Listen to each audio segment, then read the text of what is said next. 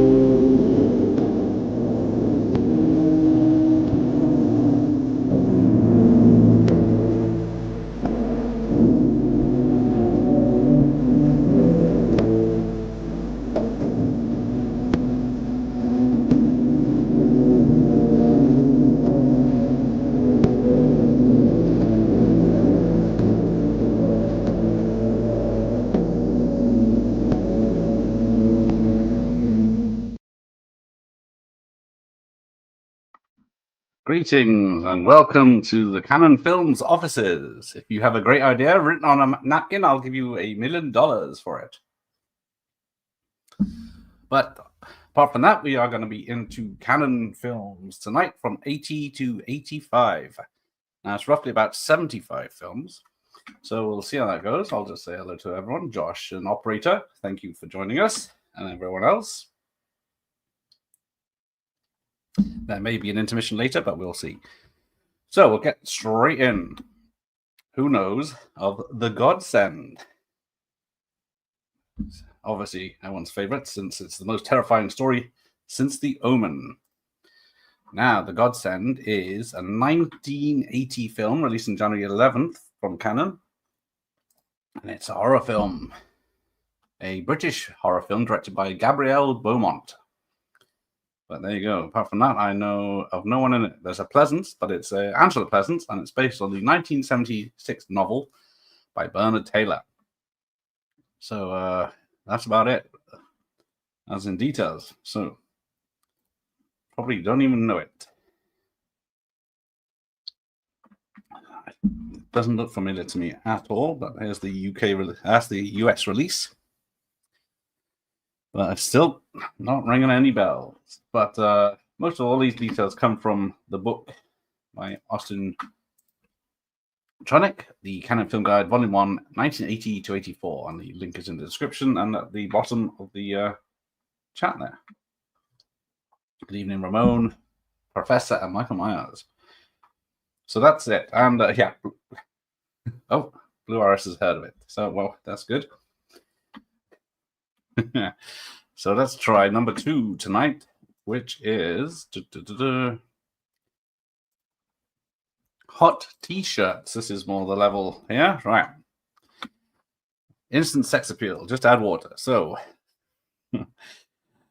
yeah, indeed. So this is in order to avoid the competition. In order to avoid having to close this bar, the owner and some friends organized a wet T-shirt competition, as they thought this would attract new people and certainly money. And there is no one I know in it or making of it. There isn't even a other VHS cover. Oh, spoilers for the next one. But this came out in March 21st, 1980.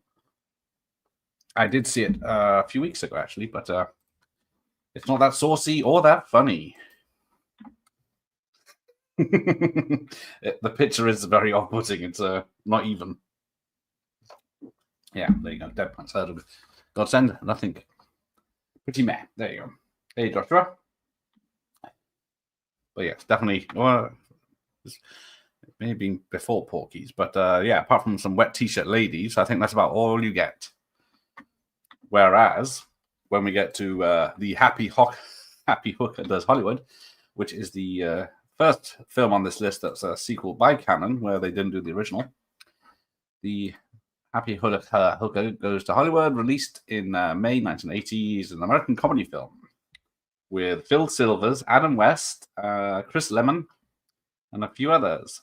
This film is the last of the trilogy, sorry, I should say. But it is the first one by Cannon. Is loosely based on the life of Zavanya Hollander, a prostitute from the Netherlands, as he tried to make a film in Hollywood based upon the best-selling book about her life. She gets involved with some crooked producers in Hollywood. Can't imagine where they are. But then she beats them at their own game and films the movie without them. So good old independent films. So yes, as most of these films, this one had a budget of about $2 million and was produced by Yoram and Mahanam. But it's definitely one for the sauce.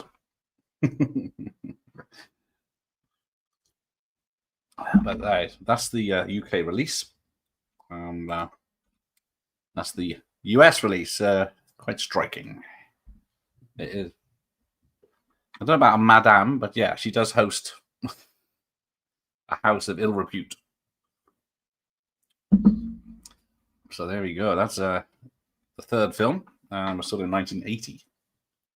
So next up is Schizoid, a horror.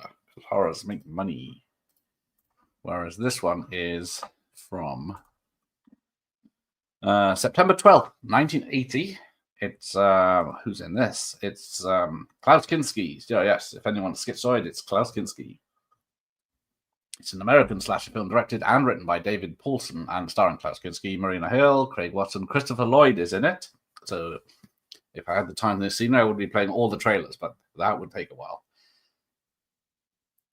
But then he gets, it's if you it follows a Los Angeles advice columnist who's subject to a series of threatening anonymous letters while members of a group therapy she attends are being stalked and murdered by a killer armed with shearing scissors. So it's filmed in Los Angeles in 1980 and then recently theatrical. It received largely negative reviews from critics such as Ebert, criticizing its depictions of violence against women. So yeah, absolutely no surprises there. So that's the British release, and there's the American one. So a whodunit. Well, see, someone's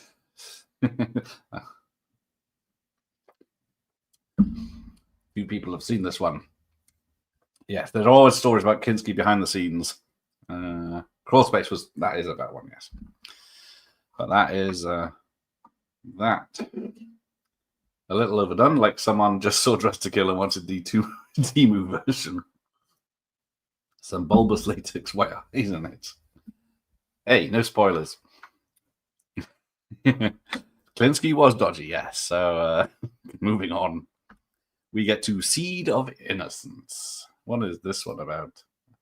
I didn't like Schizoid, but I did like Schizoid. Lost my page now. So Seed of Innocence. This is the first of two films released in October by Cannon. And there is very little about this film. So if you have seen it, good luck on you. This is a love story about two teenagers who fall in love, have a child, and escape from their families and attempt to make life for themselves in New York City. So it's directed by Bose Davison, who'd done a lot of Cannon stuff, also co-wrote it. It's got Timothy Weed and Mary Cannon, who, does have Vincent Chevalier in it as Leo. But apart from that, I can't see much about it. He did all for her, she for him, a love that is hard to find nowadays. There you go. But not your standard Cannon fare, to be sure, but that'll change in a minute. Don't know this. Drawing a blank. Yes, this is going to happen a lot, this list. But yeah, it's also known as Teen Mothers in the US. Oh, but yeah, she was 14, he was 15. Could they make it any more obvious? But there we go. Yes, it's Romeo and Juliet meets the Defiant Ones. Perfectly sums up this film. Wasn't TK cut? Hang on, my mouse is going crazy. Right. Seed of Innocence, TK Carter, you say? Oh, yes, it is. He's called Captain in this, and what was he in the thing? Knowles. So well spotted there. He's also in Runaway Train, which will be coming to later. So we got that. All right, what's next? Oh, now someone that's in a lot of canon films, Oliver Reed, is here in Dr. Heckle and Mr. Hype, which is either a carry-on comedy or horror. Let's have a look what it says. It's an American comedy drama. There you go. Romance film, sorry. American comedy drama horror romance film. Directed by Charles B. Griffith and starring Oliver Reed and Sonny Johnson. The film is a reversal of Dr. Jekyll and Mr. Hyde about a malformed doctor who drinks a poison and becomes a handsome and violent ladies' man. Of course he does. Jackie Coogan's in it. Dick Miller. That's 2 parts. Tony Cox. Griffith says that the film's titled one of the 5 jokes he originally came up to show Francis Ford Coppola. He then showed them to Manan Golan, who was talking to Griffith about writing Happy Hooker Goes to Washington. After that fell through, Golan asked Griffith if he had any other idea. So he pitched this, a black comedy about a hippie who invents a new drug that turns everyone into advertising executives. Golan agreed, but insisted the ugly guy is a good guy. Here's $2 million. So there's the Rank video, which were doing many of the canon releases back in the day. And here is the US one. Hilariously horrible, I presume, yes. I will try to catch up with that chat if anyone has seen this. Nice cover, terrible title. There you go. Sounds more like a blaxploitation film taking place in an abandoned comedy club. Yeah. Oh, still on the hunt, Professor is. Oh, this version, he turns himself into a chick instead. Oh, Jekyll, yes, Dr. Jekyll, Mr. Yes. Yeah, see, I thought so. Not many people have heard of most of these films already. So I'm glad I'm not the only one. But that's the one bending over. I didn't realize that. And somehow they're doing an Ace Ventura with a text talking ass. All right, let's see what we got next. So that's number 6. We're still in 1980. The Apple. I still haven't seen this. The film that's so bad, but so it's rock music and martial arts in one electrifying movie. And if that poster doesn't sell it, I don't know what will. But The Apple is out in November 21 in 1980.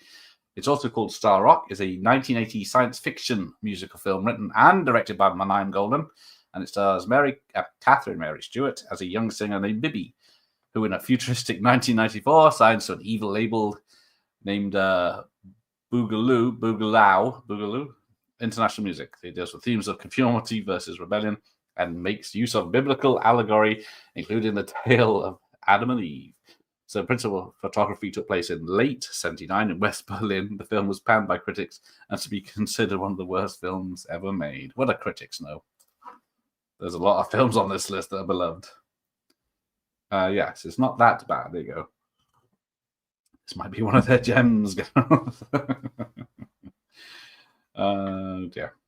The Apple's famous for being super turd sandwich version Phantom of the Paradise Without the Charm. Exactly. So let's have a look at the the American poster's a bit better. The Power of Rock in 1994. So yes, looking at 14. Poor Joss Ackland's in it. And it's recommended by Adult Entertainment on this VHS sleeve. The Apple is one of Cannon's best. Worst musical ever, but really fantastic. Manan Golan directs himself. Yes. But, oh yeah. We will have a recap of all this at the end, just so we can catch up. Because lots to go through. So, yes, number 8, New Year's Evil. Yes, no one has much of a good word about to say New Year's Evil. This is the last film of 1980, sorry. December 19th. This came out, of course, casting the American slashers and having a holiday theme and coming out at Christmas. So it's written and directed by Emmett Olson, co-written by Leonard Neubauer, starring Kip Niven, Roz Kelly, and Chris Wallace.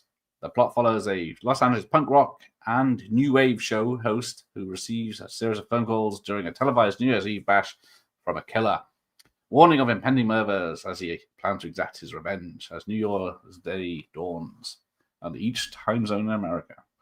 quite clever. But let's have a look at the US one. Pretty much the same. But a bit more canon mentioned on that one. New Year's Evil, better than a toy soldier in the eye. Yeah, it isn't that great. It's got its moments, but yeah, it's just a holiday slasher. It knows, but yeah, it makes no fucking sense. Or freaking sense, right? Sorry.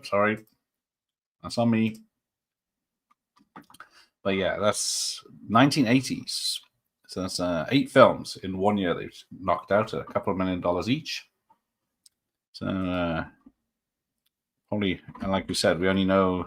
So look, personally, I know of New Year's Evil and Hot T-shirts, only because it came up in when I was looking up posters the other day. Happy Hooker Goes to Hollywood, which I only saw because of Austin's book.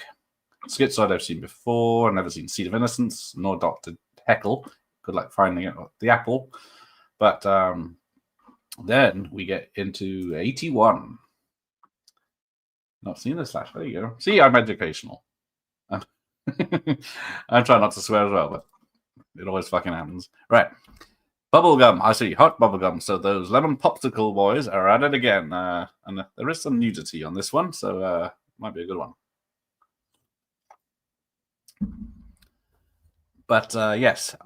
So what are these lemon popsicle films? It's all about being 17, so it's very problematic already. Another one by Bose Davidson. I think he did most of these, isn't he? It's only about 88 minutes by the look of it. Oi, oi. Yes. I need to catch up. I remember the lemon popsicle trailers on many of a video back in the day. But I don't think I've seen one. I've got one upstairs called Going Steady. I think that's a 70s one before they were canon films. But Hot Bubble Gum or Shif Shnuf Nyam was out in 81. No date for it. But it was written, I think it looks like it was made in 78. Right. Oh, I might jump the page. So, yes. Lemon Popsicle is a 78. Alex. So, Lemon Popsicle, the first one, is a 78 teen comedy drama. Co-written and directed by Bose. It's the most commercially successful Israeli film of all time, which led to a production of sequels. The cult films follow a group of 3 boys in the early 60s in Tel Aviv. So this one's set in 58. Now, just going to check if there's a list of the sequels. But yeah, of course, it's in different languages. Hot Bubblegum is the 3rd in the Lemon Popsicle series and released in 81. And yeah, there's a few more coming up of this because some of them have Lemon Popsicle as a subtitle, but some of them do not. So we'll work that out later. So that's the British release. So all these are presets, of course. And there's the American release, which is not much different.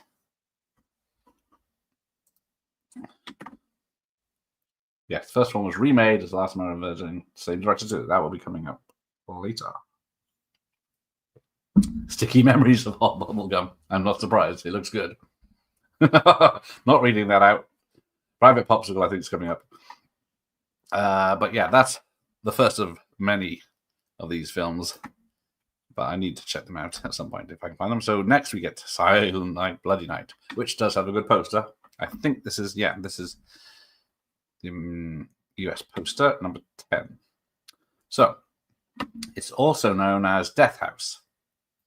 Came out in May 81. So it's a 1972 American slasher film directed by Theodore Gershoni with Patrick O'Neill and people, John Carradine, of course, and but it wasn't released until later, or re-released as a different name. Yeah, briefly released under the alternate title. Oh, it's also called Night of the Full Moon into November 72. And then subsequent releases as Silent Night, Bloody Night, and later Death House. So yeah, many titles and many posters for this one. So it was released in 74, and then the film was released once again in 81 by Canon under the title Death House. So unfortunately, most of these films, apart from the fancy ones, did not get a good release. So there's I think there's only 2 American releases. I couldn't find a British release of this one. And it's public domain now. At least it's like on 30 different compilation DVDs. Mary Woronov is pretty good in that film. Right. So, from horror to ninjas, canon staple of 1980s. How many ninja films are we going to get through tonight? So here's the first with a badly. I'm not sure if his neck is really long or if it's broken, but it's Franco Nero, Susan George, and Sho Kosugi. So this one's directed by Manayam. Yes, ninjas. 18 and minutes cut from it for that UK release you're looking at. Yes, finally. So it took us 11 films of the year just to get one ninja film that everyone's heard of. But yes, a dubbed Franco Nero, of course, and with Christopher George and Susan. Any relation? Hey, ninjas. Jeff's here. Enter the Ninja Izzard. Double entendre. But yes, everyone, I think, knows about this one, but I'm going to read it out anyway. So it came out in October 81. It's an American martial arts film directed by Manayam Golan, starring Franco Nero, Sho Kosugi, Susan George, and Christopher George. Yeah, everyone knows this. It was originally intended to be directed by Emmett Alston and to star Mike Stone, but he was replaced. The film began the craze of ninja-themed Hollywood films during the early 80s and was the first of the Cannon Films trilogy, which we'll be seeing a lot more of later. So that's the UK version, and there's the American version. So big difference. Sho Kosugi, isn't it? Is the Black Ninja.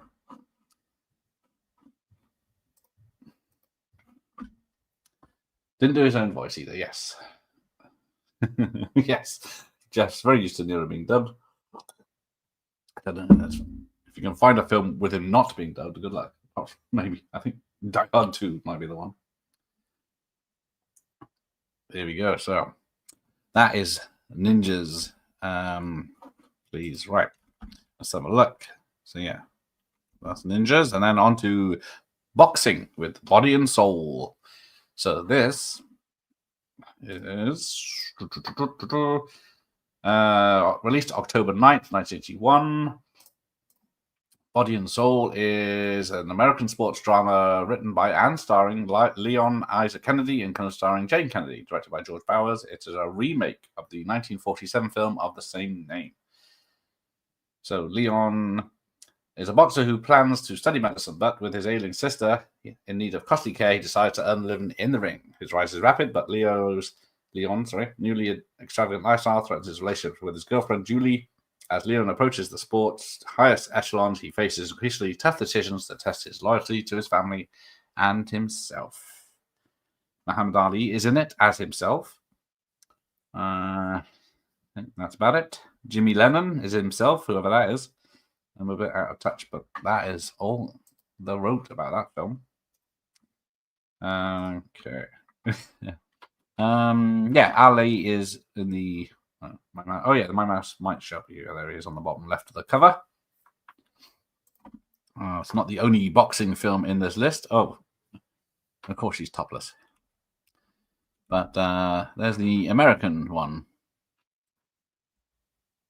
So, yes, there you go. From the Penitentiary series, which is going to be one of those showing up later. Right. So, from boxing to horror again. So this is X-Ray or Hospital Massacre, depending on which country you're in. So it's X-Ray in the UK, Hospital Massacre in the US. I don't know about others. It's also known as Be My Valentine or Else, and also Ward 13. So this one's a 1982 American slasher film directed by Bose Davison and starring Barbie Benton, which is worth watching just for that. It's a woman who's trapped in the empty floor of a hospital where a murderer posing as a surgeon attempts to kill her. But yeah, there you go. It's all right. Mostly good looking at Barbie. But that is pretty much all she wrote. So there's the UK release, and then that's the American release there. I think most of you might have seen this one already under some version. Yes, Barbie Benton always took her top off. I think she was a Playboy Playmate, wasn't she? Oh, she has a nice rack. My pops love the penitentiary films. I saw the trailers a lot, or saw the post tapes in the video shop back in the day, but I'd never rented them, and I'm trying to find them so I can watch them. Second one had Mr. T in it. That's the the boxing films. Right. So from horror we go more popsicles. So this is Private Popsicle, as someone mentioned earlier, which is this. Yes, from Lemon Popsicle, Going Steady, and Hot Bubblegum. So that's the first three. This is the fourth then. And details are 0. This is from this is the first one in 1982. 3 young Israeli men join the army as it soon turns out they're more interested in chasing skirts than following orders. Directed by Bose Davidson, co-written by Bose Davidson. Starring people that I don't want to offend anyone by trying to read their names. But yeah. So yeah, this is the fourth one. But there we go. Nothing much about that one. There will be some more source later. One of the better ones. There you go. Right, but I couldn't find a US release, so I got 2 British ones, different ones, but similar. Now, I'm thinking that's them in drag, because normally there's attractive ladies in these films. There you go.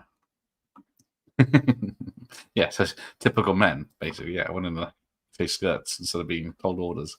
Right, from comedy, or so-called comedies. I think, is that DP Adam Greenberg did this one. Boy Takes Girl. Now, this is... yes, a marathon of Lemon Popsicle films. Probably not, but if anyone's seen this, put your hands up. I'm very interested to know. There is very little information about this one. Or Ben Luca Bat is its other name. Unfortunately, I butchered that one as well. So this is I'm going to have to search this one. It doesn't even have an IMDb page. So Aya, a shy girl, is placed on board a schooner on a kibbutz when her parents travel to Thailand. She has difficulty with her new surroundings. That's all she wrote. That's it. Oh no, especially since the dorms and even showers aren't separated by gender.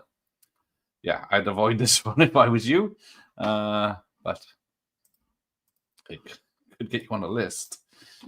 Yeah, sounds so wrong. It does, doesn't it? And yeah, definitely heard of this one. Looks really boring. It does. It looks like a drama. I'm going to say that. Boy Takes Girl. Yes, exactly. That's going to be. But technically, I don't know. She's dreaming of it. But yeah, that's it. That's the only cover I could find. And this one is still sealed if you want to get it. Dubbed in English as well. Right, so then we get to The Secret of Yolanda. So I told you there'd be a lot of these you wouldn't know. You're all shouting ninja, but then when there's a drama, no one pays attention. So this is from 1982. I forget what decade I'm in. A beautiful deaf mute is courted by both her riding instructor and personal guardian in this hot and heavy romance. Different times, I'm going to say. Directed by Joe Silberg. So it is a romance story.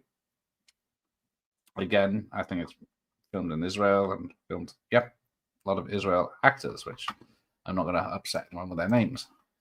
But I'm guessing no one's in the chat seen this one. Yeah, looks really not seen any. Yeah, not familiar with this one. Sounds like shit. Yes, the old deaf mute romance subgenre play. Yes, indeed. So that's, I think, that's the only cover I could find. It's another rare one. But as it says, it's for mature audiences, not you lot who are immature. directed by Joel Silver. Joel Silver. Yeah. Oh, yeah. Lemon Pops and those first 4 really are a treat, yes. But it's come to this. Finally. But there we go. Death Wish 2. Jeff can tell you more about it than I can, but I will give you. It was released in February 19th, 1982. This is all American, of course. Is a vigilante action film, thriller film directed by, and I don't know why it always says co-edited by Mike Winner. It's a sequel to the 1974 Death Wish film. The sequel was produced by Canons, which first purchased the rights from the Death Wish concept from Dino De Laurentiis.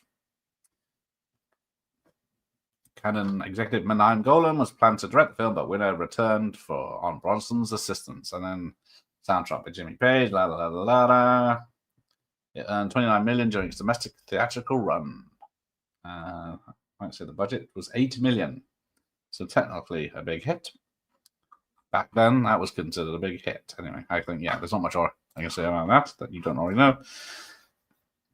But let's have a look at the American one. There's Bronson's loose again. Who let Bronson out? The best Death Wish film for me, yes. UK running time is about 10 minutes. You're going to mean him. Josh wants to get some Death Wish movies. Yeah, I've only got 3 and 4, I think, on VHS. But there we go. They even put grape soda on the front of this one just to make sure you know what's going on. What else would I be doing? Going to Bronson, Missouri. No dice, ma.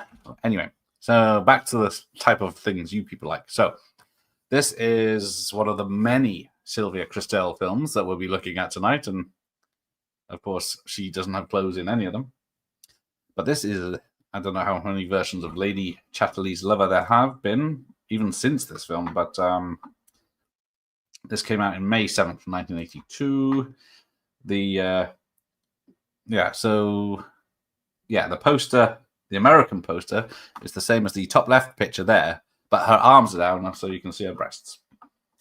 But I think that's the French poster. That makes sense. So this is a 1981 erotic romantic drama directed by Just Jakin. I love that name, Just Jakin. I don't know if that's me mispronouncing it or actually is a joke, but yes, based on the 1928 novel. It stars Sylvia Christel and Nicholas Clay.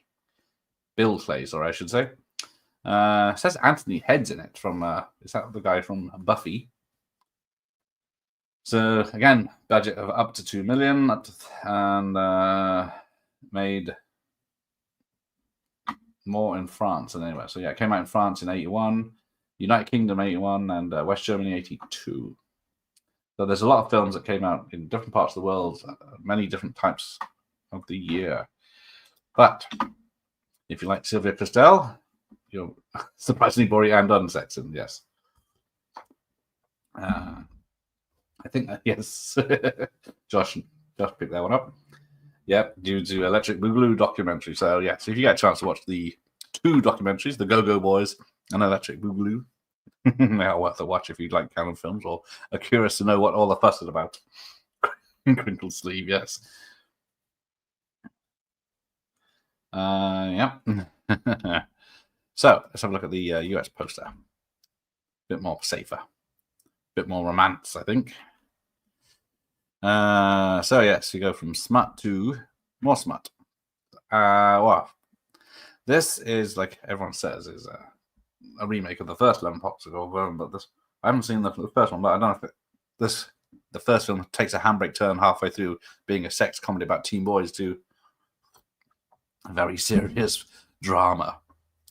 But yes, this is a very funny movie about the very first time, except not. So, but it does have a hell of a soundtrack: Blondie, The Cars, The Commodores, Devo, U2, Quincy Jones, Journey, The Police, Rio, Speedwagon, and Tommy Tutune. Yes, the Amityville Babe. Yes. Hey, Mr. Gen Z. Yeah, it's a. I can't explain it. But yes, Diane Franklin's in it. That's the lovely girl who has issues, is all we'll say. But yeah, that's the advertising obviously does not show you what happens. It does start off as a sex comedy, this guy trying to get his rocks off, but then turns very dark. But yeah, director of photography, Adam Greenberg again. Pretty good remake. Biggest difference. So the original has 50s, 60s soundtrack, and then this has a 80s. Thank you, Ramon. Franklin, right there. Yes, I don't give a damn. But carrying on from this to right, let's see if anyone knows this one. I'd be very curious to know if anyone knows that championship season that has Bruce Dern, Stacey Keach, Robert Mitchum, Martin Sheen, and Paul Sorvino in it. So it's a Jason Miller film, and I found out about it this week, pretty much. Let's have a look. So it came out. Well, I should have said the last American version came out July 30th, 1982. This came out in December 9th, 1982. So this is the 20th film, and it's been only 24 months. So this is an American sports drama film based on the play of the same name. And Paul Sorvino is the only cast member to have previously appeared in the play. But, yeah. It's a lot of stuff to read, but it's quite highly rated. But yeah, let me know if you've seen this. I've never even heard of it. It could be Jason Miller, the ex-Horsehurst. I think he went on to become a director, didn't he? Let me confirm that. And yep, it is that Jason Miller from The Exorcist. So I heard of this one, but never seen it. Own it on VHS, decent film, terrific casting. I've never heard of this one. A piece of glass among the grog. Highly rated. It's only a PG. Yeah, I think I meant that. But yeah, very interesting film. 4 players and a coach of basketball team reunite for one evening to think about the past. But there we go. So from that, we go into 83 with Private Maneuvers. Looks like there's a lot of sauce. When Huey re-enlists, there's laughs you can't resist. So yeah, 180 an hour 18 minutes. So this is Lemon Popsicle 5, if anyone can count, I think, or is it the spin-offs? But where are we? Private Maneuvers, or Sababa, in 1983, does not have any details here. Let me search for them. So we are a spin-off, as someone Ramon said earlier, I believe, about this guy's service. I don't think we'll be seeing what's that Wonder Woman bird in this, but yeah, written by Bose Davison and directed by Z Shizzle. But Sybil Rauch looks very nice as the ambassador's wife. In the end, it's quite fun as the reviews, but that is about all we can gather from that.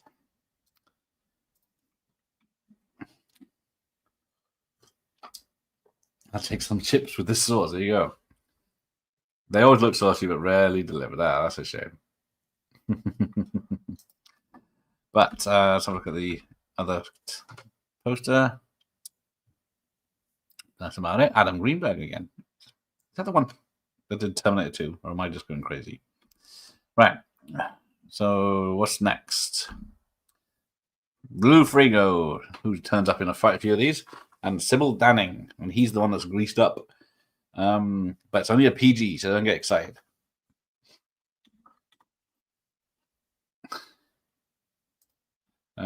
So this is the 7th Magnificent Gladiators. It's an Italian-American sword and sandal film directed by Bruno Mattei, starring Lou Ferrigno, Brad Harris, Sybil Danning, and Dan Vadas. It's a story inspired by the Seven Samurai. Ferrigno plays a slave destined to overthrow a cruel king with the help of a motley crew of rogue fighters. Let's see who else is in this. Mandy Rice Davis. That sounds familiar. Isn't she the one from the Profumo affair? But yeah, so we will get to the Hercules films later in this, but that's all that wrote about this one. So let's see. Who inspired this one? Anything with Sybil Danning? Yes, bless her.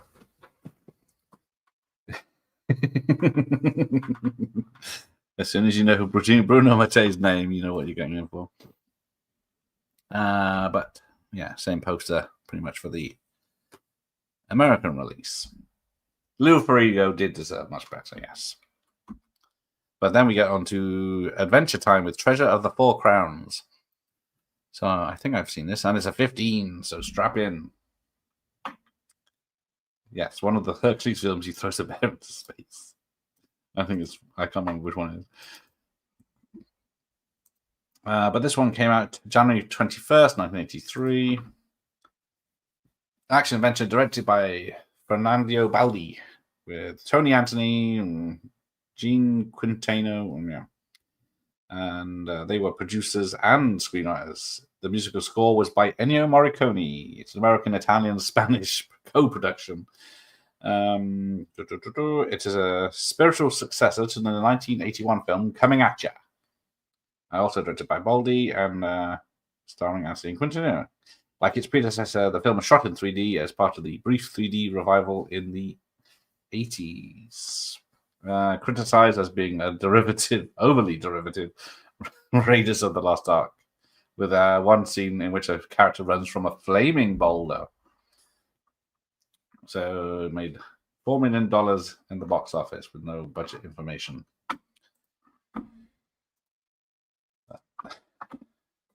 He was a director of spaghetti westerns. Cleopatra Coming at Ya. Yes, I was thinking Quintano sounded familiar, so I think he did Loaded Weapon, did he? Loaded Weapon.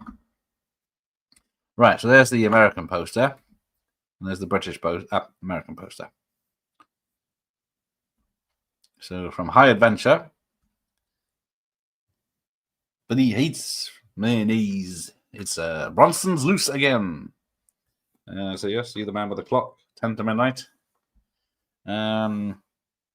Yes, pretty good canon film. Here we go. With Gene Davis and Jeffrey Lewis and Wilford Brimley, of course. Let's have a look. Released March 11th, 83. Neo-noir thriller from J.D. Thompson from a screenplay originally written by William Roberts. And there you go. That's about it. Everyone knows this one. And if you haven't, you should definitely watch it. Had a budget of $4 million, made box office $7 million, but this was the time of VHS was about to come in. Has my mate Robert Lyons in it. And something for jacking off. But I digress. No 12 to midnight, no. Who knew we needed that? But there we go. Not sure that picture that I don't know if it's represented there. No, he's running away with some of the skirt up. That's my Black and Decker service. Thank you, Blue Irish, for turning this into something disgusting. A bit like Silent Night. There you go. Yes, 10 to Midnight was another one. I'm about to get on VHS. Yeah, I got this on VHS, but it's only a budget re-release. But yes. Oh, yeah, definitely watch this one. This is actually quite a good Bronson film and a good canon film. Quite a good thriller. Bronson has to go rogue, but when doesn't he? So that's that. We're still in 83. So that's the 25th film. Then we get to Nana or Nana or Nana. But it's an 18 and you can tell what's going on in this one. Eva hated it, sure. But yes, definitely worth checking out, yes. So I'm not sure if it's what this is one's about. April 83 it came out. Oh, every poster is a bit more provocative than this. Nana, The True Key of Pleasure, is a 1983 English language Italian comedy drama directed by Dan Wollman, loosely based on Emile Zola's 1880 novel Nana. The music is by Ennio Morricone, and the film was produced by Golden Globus. So Nana performs as an attraction in the magic show. Men are besotted by her. Yep. Erotic hunt for her guests. Yep. There we go. So Katja Berger is Nana. Don't see Mandy Rice Davis again as Sabine. That's about all they wrote. So Nana had the girl from the video Nasty Absurd. There you go. Let's have a look. I don't know if the American one's a bit more risque. No, it's better focus. But she is the Venus of the gutter. She is the corrupting demon of Paris. She is a poem of the desire of the male. Erotic masterpiece. Smut film, I call it. But there you go. From softcore to classic horror character actors. Vincent Price, Christopher Lee, and Peter Cushing alive with who's that? John Carradine, of course. Wouldn't be a horror film without John Carradine in it. House of the Long Shadows. So this is June 17th, 1983. British comedy horror directed by Pete Walker. It has three iconic. I'm John Carradine. For the first time, it's based on the 1913 novel Seven Keys to Baldpate, and then that was into a play, and then this is something else. But yeah, seen it, but apart from having the main guys in it, that's about the only reason to watch it. Filmed in England. But there you go. Has anyone seen it? Always see it. Oh, and it's a PG horror. Yes, there you go. One of Pete Walker's last films. Hi, Mike. Right, and that's the beta. But yeah, I think it's the same picture, just in better quality. The screen's greatest gruesome foursome. But it's very camp. That is true. I always confuse it with the Monster Club. But Hercules is back. Yay! And Sybil Danning. I love her costumes. And who's that lovely lady in the background? But this is the first Hercules film tonight. Written by Luigi Cosi, and bodybuilder turned actor Lou Ferrigno, and Cosi did Star Crash, of course. It received mostly negative reviews, but was a modest financial success. And then he reprised his role in The Adventures of Hercules. So this one has him battling the wizard King Minos, who uses science in order to take over the world. But don't know who that. It's got a much better poster for the cinema poster because it's by Drew Struzan, so you can imagine why it is. I can't be bothered to show you. You can Google it yourselves. But let's have a look who's in it. Nope, apart from the main two. There you go. So yes. Oh, there's a sort of not as good version, but yeah, a smaller version of the film's poster. Arnold Strong should be, yes. Cosi is maybe one step up from it. Yes. Sybil Danning is great. But then we get on to Young Warriors with Ernest Borgnine, Richard Roundtree.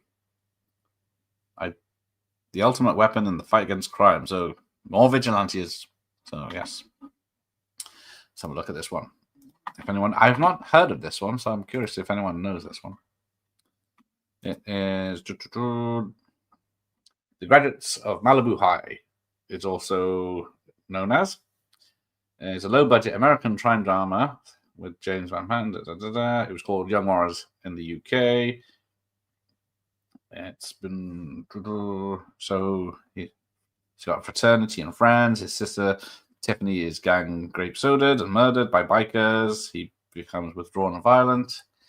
And then with his friends, they go to avenge her death. So yeah, that's about it. So it probably is pretty good, actually.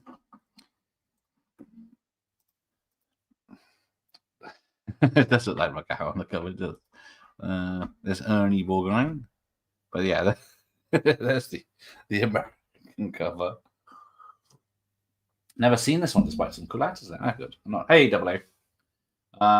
Starts off like a Porky's, then goes grape soda and revenge flick. There you go. And the UK vid has got the shit. I can imagine so. Even as an 18, yeah, they didn't even bother. So I haven't seen it, says Mike. Okay. So that is, what's that, number 29. And yeah, we're still in 1983. There probably will be a intermission in this video or live stream. So, Ninja's back and up to no good because it introduces Kane Khashoggi. But yes, Keith Vitale is in this one. This came out September 16th, 1983. There you go, Sam Furstenberg. Is it? Yes, that's the one. I'm trying to think because he's got a few films on here that aren't action films. I was about to mention this. Yeah, there's not much I can say about this, obviously, because you all know it. So, film directed by my mate Sam Furstenberg. It's the second installment of the Ninja franchise. There you go. That's about it. Does it say budget? $700,000. You get this film. And what do you get for $300 million these days? Nothing on par. So Professor Toru Tanaka's in it. And that is it. Was going to be shot in Los Angeles, but then went to Utah. There you go. There's not much even on the wiki pages for this. Right. So there's that ninja. And then don't play with fireworks, kids. Yes, it was the Saboteur Specky game. Use this image. Thank you. Operator. It is not a patch on Ninja 3, which is coming up. The Wicked Lady, though. So, all-star British cast: Dana Monier, Prunella Scales, Olivia Tobias, and Glynis Barber, John Gielgud, Anna Bates, and Faye Dunaway. And there's nudity on the back, and it's so piss poor, I don't think anyone's going to complain. But more Michael Winner, more grape sodas. Doesn't even pick a stick out in these films. So, where are we? The Wicked Lady came out in October. It was the last one of 1983. Is a British-American period drama directed by Michael Winner. There you go. It was screened out of competition in the 1983 Cannes Film Festival. And it's also a remake of the 1945 film. So about a woman becomes a highwayman. Maria Sirtis is in this one as well. But, of course, it's not much cop. See if anyone else likes it.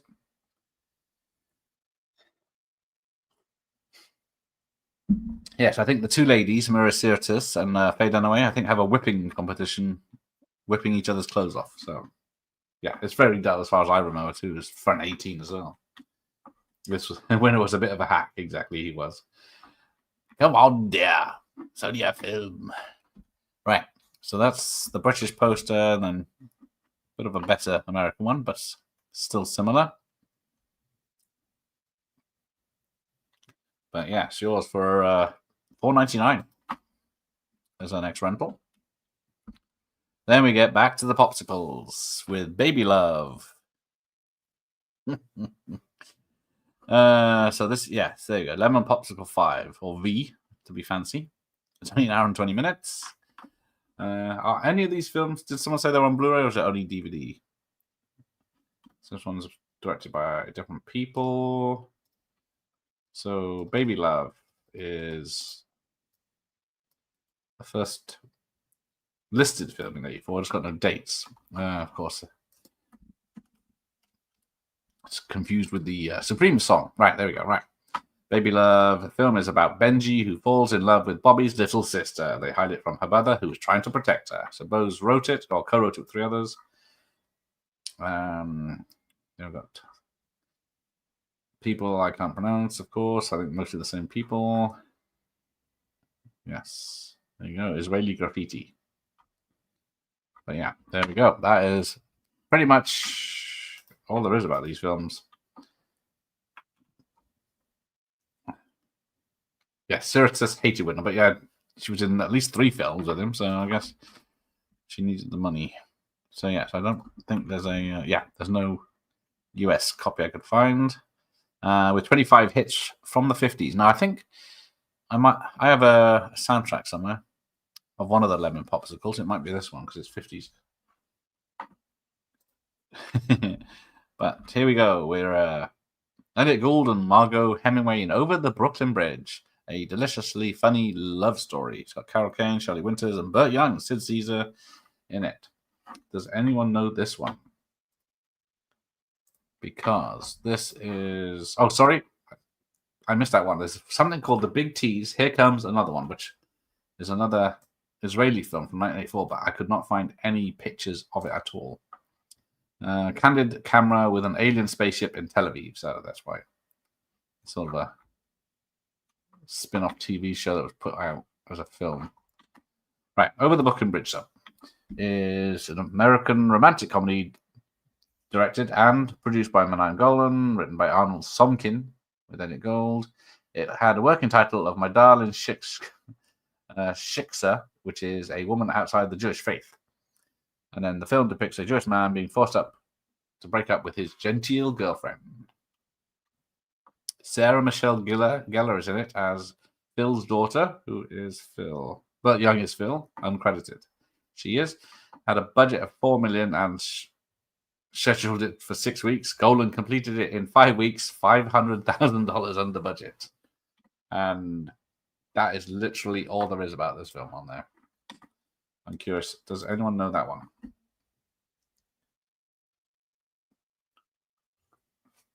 This is one where Elliot Gould and Manan Golan had a big fight. Words were said. There you go. Oh, Josh has just got it. Oh, yeah. So, yeah, Golden Globe is obviously cutting corners left, right, and center. Probably just didn't help. Used to have that same video, but never watched it. Okay. Never heard of it, says operator. Right. So, that's the UK poster. And then, the hell is this? Is the... It's a good idea, I think, as a poster, but... I guess... not. Is that the book? Hey, Bobby. Yeah. That's supposed to be the Brooklyn Bridge. That's like John White. Cheeky bastard. Right. From romantic comedies to Sahara. The big budget adventure, or big budget for Canon, which is from March. Oh, came out the same day as Over the Brooklyn Bridge on March 2nd, 1984. Adventure drama film directed by Andrew McLaughlin. I'm going to say. Brooke Shields, Lambert Wilson, John Rhys Davis, and John Mills. And music score by Ennio Morricone. So it's about an auto race through the Saharan desert. I think it's one of those they were expecting big money from. Yeah, $25 million budget. Well, it says 25 million or 12 million, but it only made 1,400,000. But there we go. Shield was reportedly paid nearly 1.5 million.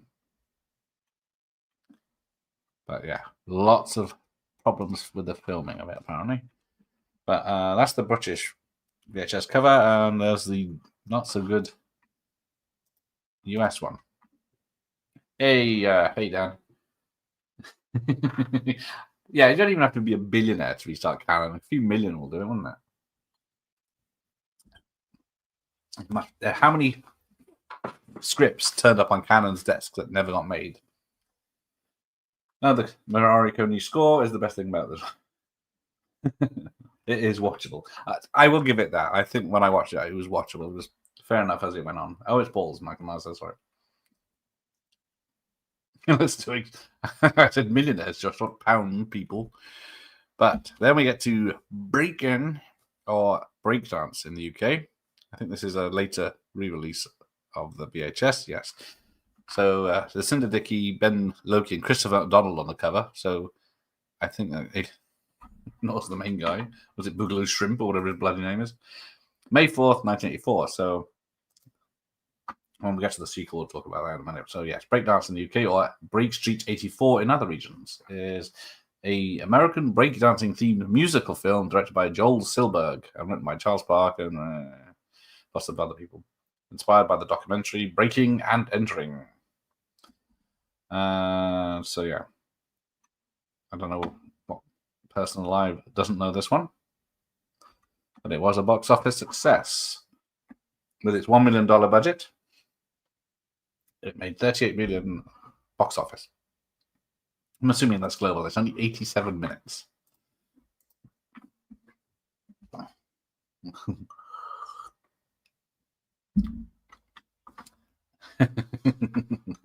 Jean-Claude Van Damme's film. Yes, he's somehow not on the cover.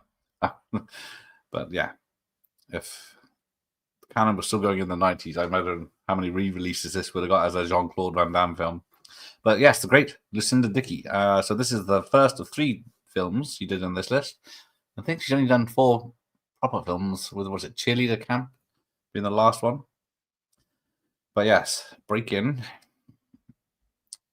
It's not so cool. Count. Was it not so cool? Boogaloo Shrimp is getting in the guts. She is. Right. Then we get Making the Grade. I think I saw this one last year. So it's from the producers of Lever Popsicle series. So doesn't mean a thing. And it's got Judd Nelson and Dana Olsen. If that wets your whistle. So this came out May 18th, 1984. American teen comedy film directed by Dorian Walker. Gene Quintano again. Filmed in Tennessee. And is the debut of actor to television producer Dan Schneider. So Palmer is a prep school kid who gets expelled and then he's in trouble. Then he gets clever, poor person, Judd Nelson, to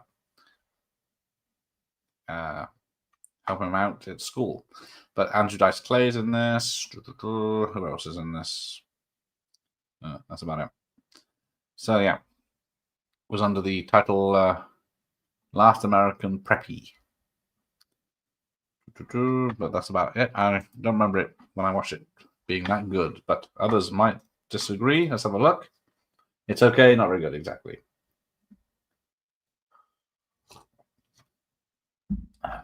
Right.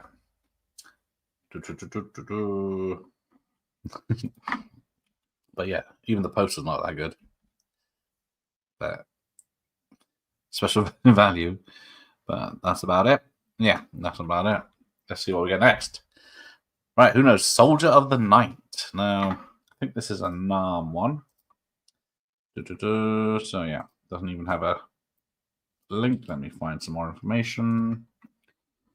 1984 film set in Israel. It's an Israeli horror film. The first Israeli horror film.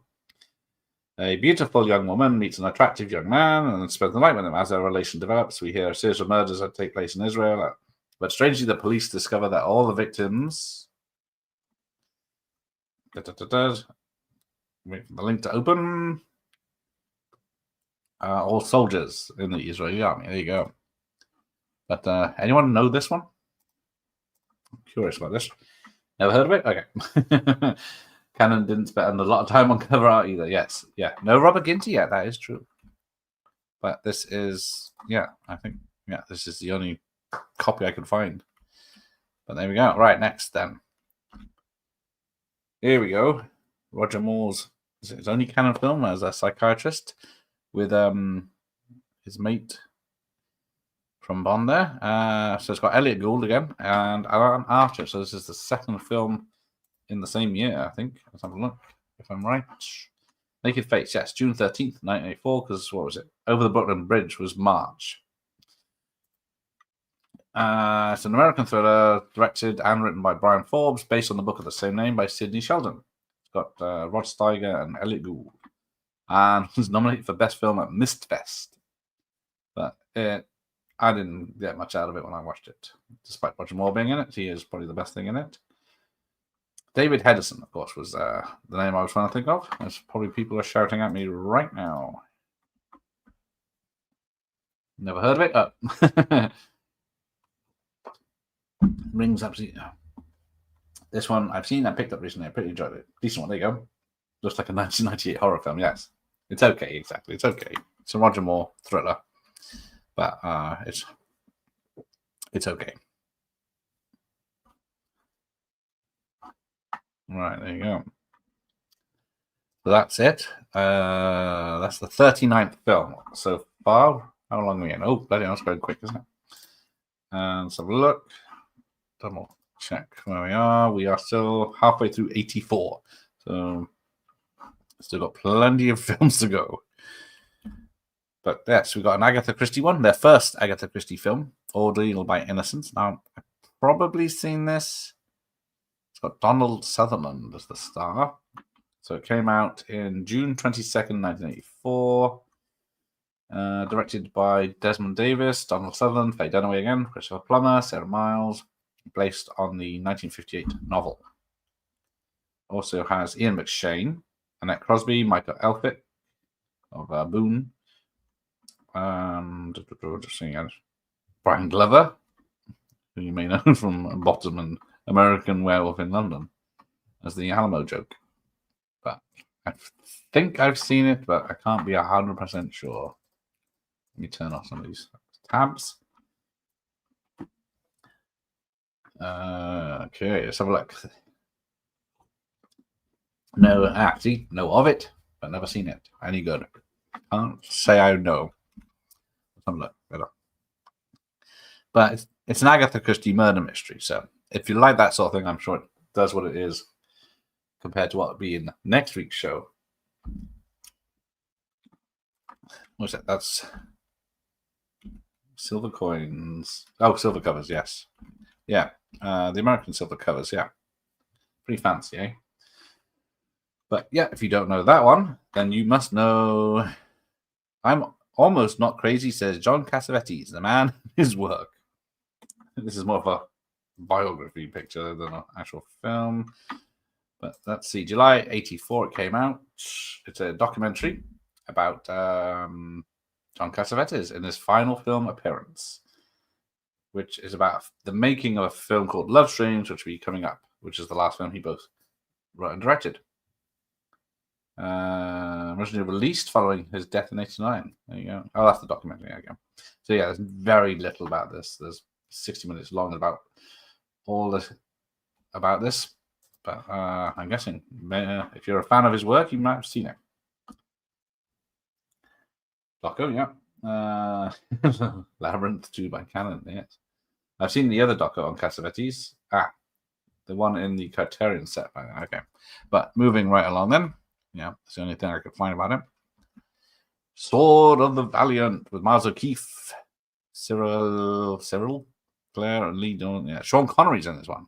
I think I watched this a few years ago because Connery was in it, and I can't remember a damn thing about it. I think Connery's only in it for one of his weak works. But let's have a look at the details. Sword of the Valiant. Dramatic fantasy film directed by Stephen Weeks with Peter Cushing as well as in this, loosely based on the poem of Sir Gawain and the Green Knight, written in the late 14th century. But the narrative differs substantially. There you go. But apart from that, it's got let's see who's in it. Peter Cushing, yeah, David Rappaport, John Rhys Davis, Wilfred Bramble.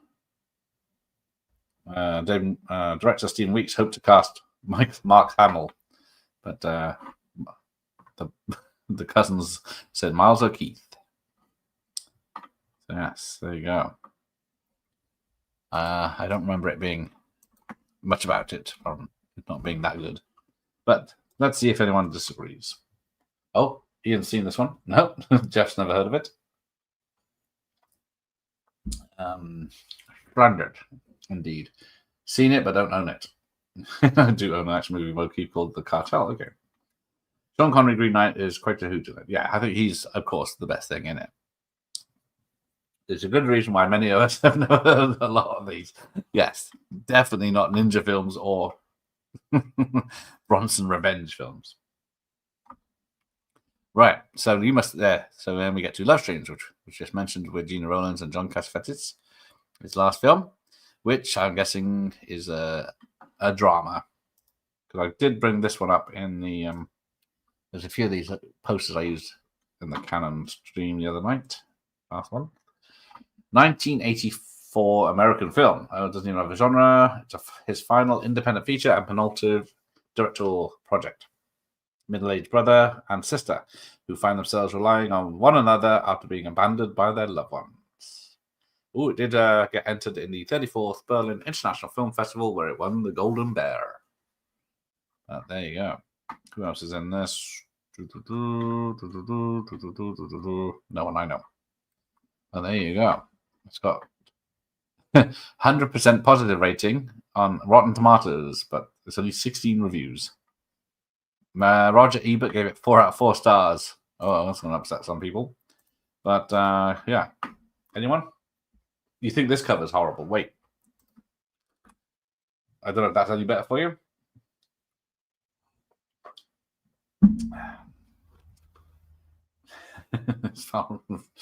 Yeah. This one's pretty good, but honestly, the least good one in it is a entire body of work for Canon. Well, yes. But there you go. I'm not sure about that, but let's see what else we got here. Whoops.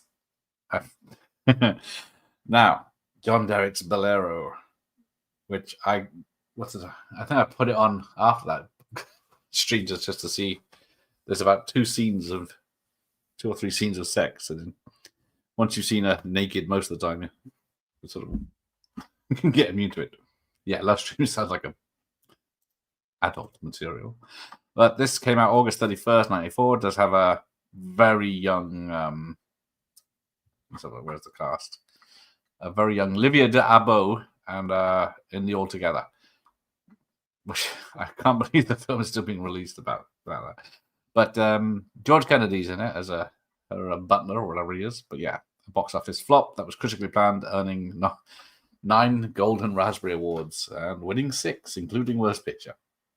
It's a romantic drama film written and directed by John Derrick and starring Bo Derek. The film centers on a protagonist's sexual awakening. Yeah, so she's supposed to be like leaving college and a virgin, and she's got all these fantasies of being with sheiks and bullfighters, about losing her virginity. So yeah, she's playing a 23-year-old virginal, and it's fucking Bo Derek.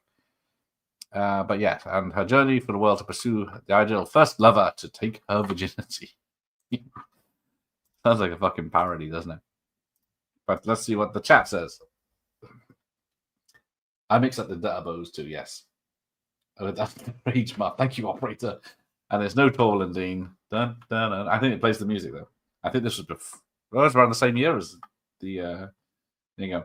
10 minutes of Derek banging Derek and the Bo naked. Rest is even more boring. Yeah, I cannot recommend even bothering it. The poster is better if you want some action, but it's really terrible. Might have some onion toast. That's it. Yes, but let's see the more PC. Oh, I've still got some booze, right? Let's have a look. But yeah, it's definitely not worth watching as a erotic fantasy film. But now we get some Ginty action. Another film sequel from Canon that they didn't do the original. But yes, and was it anytime the exterminator turns up with a mask on is not Ginty, it's one of the reshoots. Mario Van Peebles has gone crazy. But let's have a look at this one. It came out September 14th, 1984, with along the next film, which I know you'll also enjoy. It's a vigilante action film written and directed by Mark Buntsman. with additional scenes directed by William Sachs, with Robert Ginty, Marion Van Peebles, cameos by Ed Gross in his debut role, and John Turturro. And it is a sequel to the 1980 film, The Exterminator. So, Frankie Faison's in it as a BG, apparently, and that's it. It's troubled production with budget problems, heavy re-editing, reshoot, censorship issues is pretty much what it was. The film is all over the shop. There's a whole section here that says stuff that's in the trailer that's not in the film. There's lobby cards that show pictures that aren't in the film. There is two work prints that you can try and check out, and various versions that have been released on different formats that are different cuts. So good luck with that one. And I'll say, hey, Rob, welcome. Rob, I guess, is going to be live at midnight my time. Just under 2 hours. But the poster is epic. That is going to sell you, isn't it? Yeah, and they have a pimped up garbage truck before the Turtles did. Oh, Turn the Blue Ice has got the poster. The original poster for this. Nice. Exterminator 2 was shit. Exactly, yes. But it's bad shit. Or good shit. I can't remember which one it is. It's one of those. But let's have a look at the American poster, which is, pretty much the same, except Ginty's very muscular in this, blasting someone in front of him while Peebles gets him in the back with a machine gun, or a Mac 5. Or it could be an Uzi 9mm. This shit is shit. Hey, Jim. Canon rules. Yes, we are, 45 films in, and we're still in 84. But we're only up to the end of 85 tonight, so let's see what we get. Oh, dear. This garbage.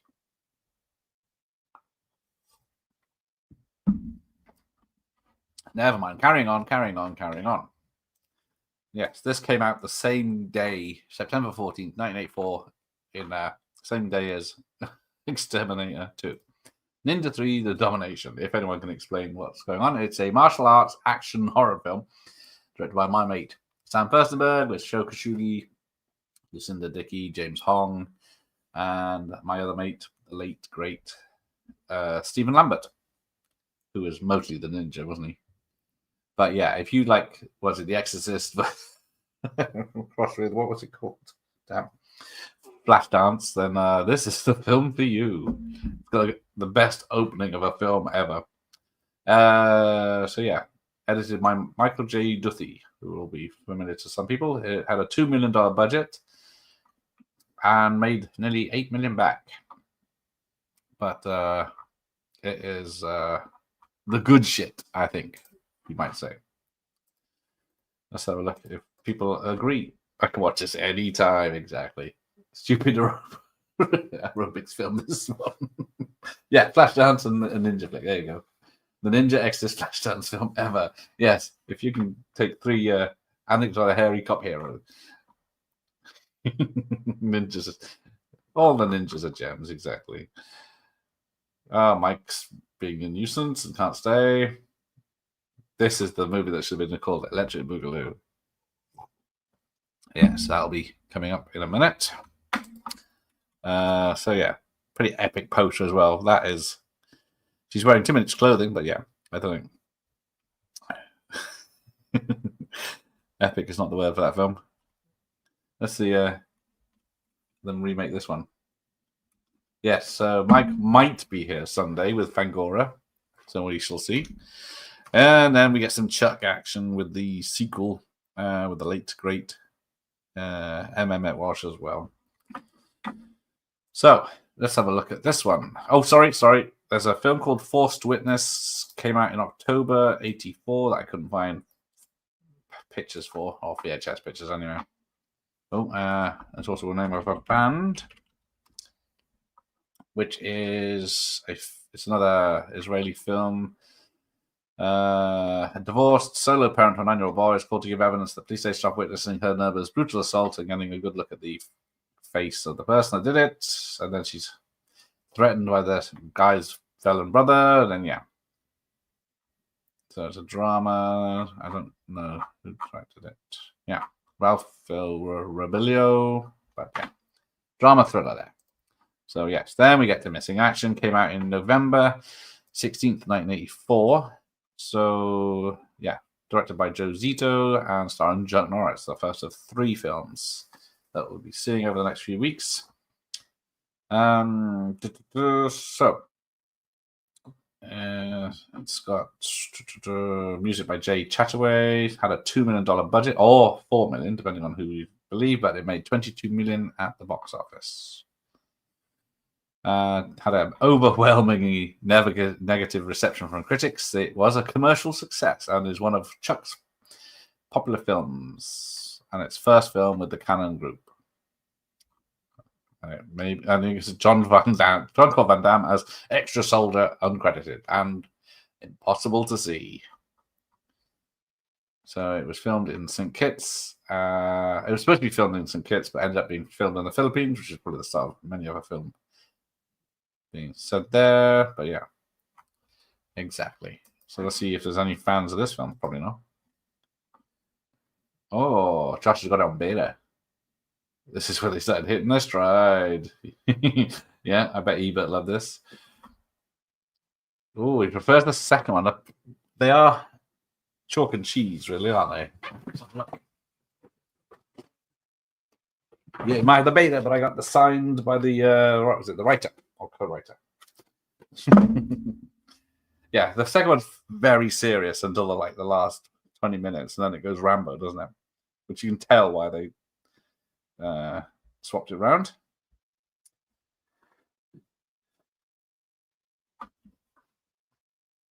But yes, yeah, the second one is boring, but very serious.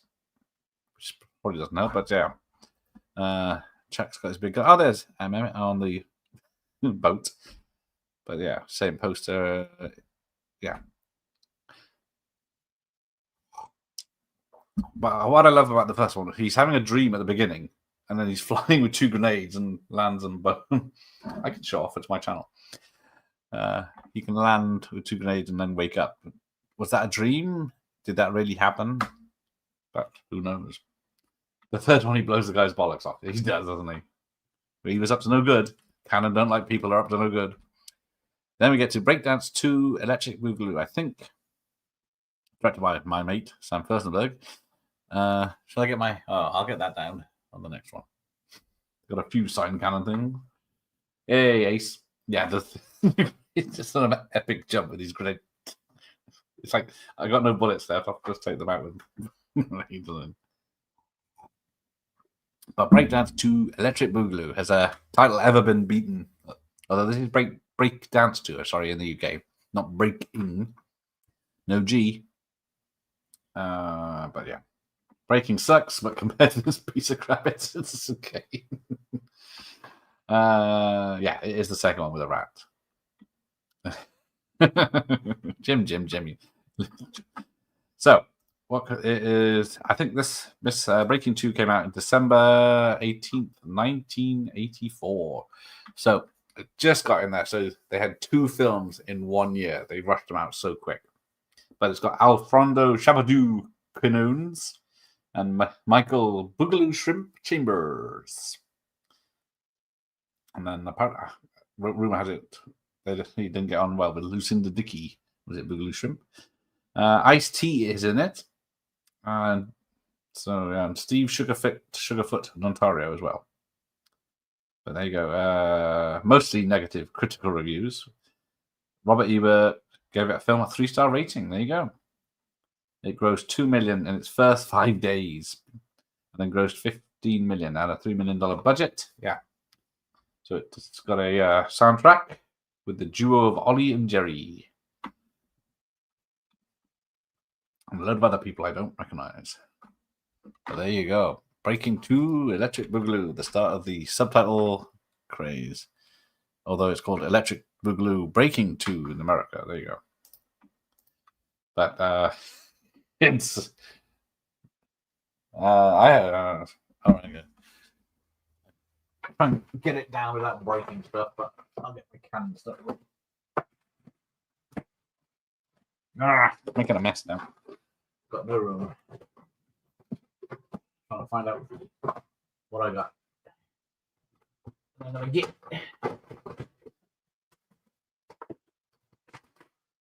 Also got to Sam Furstenberg signed. Let me make myself look big. So I got Sam Furstenberg. He signed my American Ninja. He also signed it on the back as well. He sent me a signed photo of him with Michael Dudikoff. So I'll show my writer James Bruner. Signed my Mission in Action. And stuntman Rocky Taylor signed Charles Bronson's face and the back. Who's the stuntman I got nearly killed by winner? What's it? Jan Van Boyd signed my Assassination VHS. Me and Jeff did a watch party of that with her. And that is it, I think, so far for Canon films. So, someone's sick of this, they won't notice. Right, so there we go. We are. We might get this done without a break. Thank you, operator. Thank you, Ramon. I see. Oh dear, he's done good and bad. Right, so back to Smut, the lover. He walked into their lives, unearthed a physical passion that tore them apart. So yes. Go ahead, it won't show up on this shirt. That's what I was trying to say. So, The Lover from 1985. So we're in the last year, and this is the 50th film. So about 10 a year for Canon, and that it's almost 50% more in next week. So this is a Israeli drama film directed by Michael Bat Anam, based on a 1977 novel of the same name. He stars in the film alongside someone I can't pronounce, with a screenplay, someone I can't pronounce. But there we go. I think, it must have got a UK release, but I don't think it came out in America. But it was a media scandal. It was basically the Basic Instinct of its time, I think. But moving right along, let's have a look. I think that's it. Yeah. Then Lemon Popsicle 6. Is that a man or a woman that's in their underwear there? Let's have a look. Is that the alien chick from Life Force? I don't think so. Yes. Jan was so good. I got a signed poster. No, you can't see it because my name's in the way, but. And I'm full screen. There you go. We're not seeing the covers. Yeah, all right. I'm just not concentrating. But yes, there we go. I don't think it was the chick from Life Force. I think, she's French, so it does have a resemblance. It's the only number I know is the one from that bird from The Color of Night, the sinner from Pinner, which if you like skinny chicks, it's not a film for you. But if we get to Lemon Popsicle 6, we're only in 1985. So I think we start with the third one, didn't we? So I'll let them off. And then, Up Your Anchor, which is, let's have a look who did this one. Oh, no details. So let's engage thrusters to have a look. It is Hijinks on the High Seas this time, where they go on a cruise. Okay. I could have guessed that one. Directed by Dan Woolman. Co-written again by Bose Davidson. But, that's about it. Is another funny and occasionally touching lemon popsicle. There we go. So we're 6 films in, and it's only, like I say, it was 1978 for the first one. So it's the franchise that keeps on giving. Yes, Matilda May. Except I don't think that's her, but yeah. Oh, we will get to Life Force, yes. That is coming up. My friend Wiley. Right. But first, we go with Natasha Kinski in Maria's Lovers with John Savage, Robert Mitchum, and Keith Carradine. You weren't expecting that, were you? Has anyone even heard of this one? I will give you the gist. Oh, yeah, we're way off. Fucking yeah, we've still got about 20 films, if not 30 films, before we end. This 1985 list is it's a long one, but we'll see how we go. It's an American drama film directed by Andrei Kovaleski and starring, as I said, soldier returned from World War II, marries a woman of his dream, but is unable to consummate. So there you go. Opened the 41st film history and was nominated for Caesar Award for Best Foreign Film. But yeah, don't expect much shagging, but maybe Kinsey nude if you're lucky. John Goodman's in it says. Might be the John Goodman. But apart from that, that is all we care about. Natasha Kinsey, hello about looking dads. No, but I'll give it a watch. One hell of a movie for two reasons, Life Force as well, I guess. Okay. I recognize the cover of this one as well. But there's the American cover. But then we get to more sex comedies. Now, I don't think Hot Resort is a lemon popsicle. Let's check. Hot Resort came out in January 95. Sorry, all these. We had 4 so far in 95. It's directed by John Robbins and stars Bronson Pinchot, Dan Schneider, Marcy Walker, Sam Art Williams. It was shot on St. Kitts. Several American men got to St. Kitts for a summer job, hoping to earn money for college and meet women. They clashed with a group of wealthy Ivy League rowers there to film a soup commercial. And that is it. Cold sophomoric comedy. So no one says it's any good, but it isn't 18 in the UK, so there might be some hope of seeing something about your level. And there's no American cover I could find. Yeah, this is the one with that was Up Anger. Yeah. Hot Resort is not a good girl.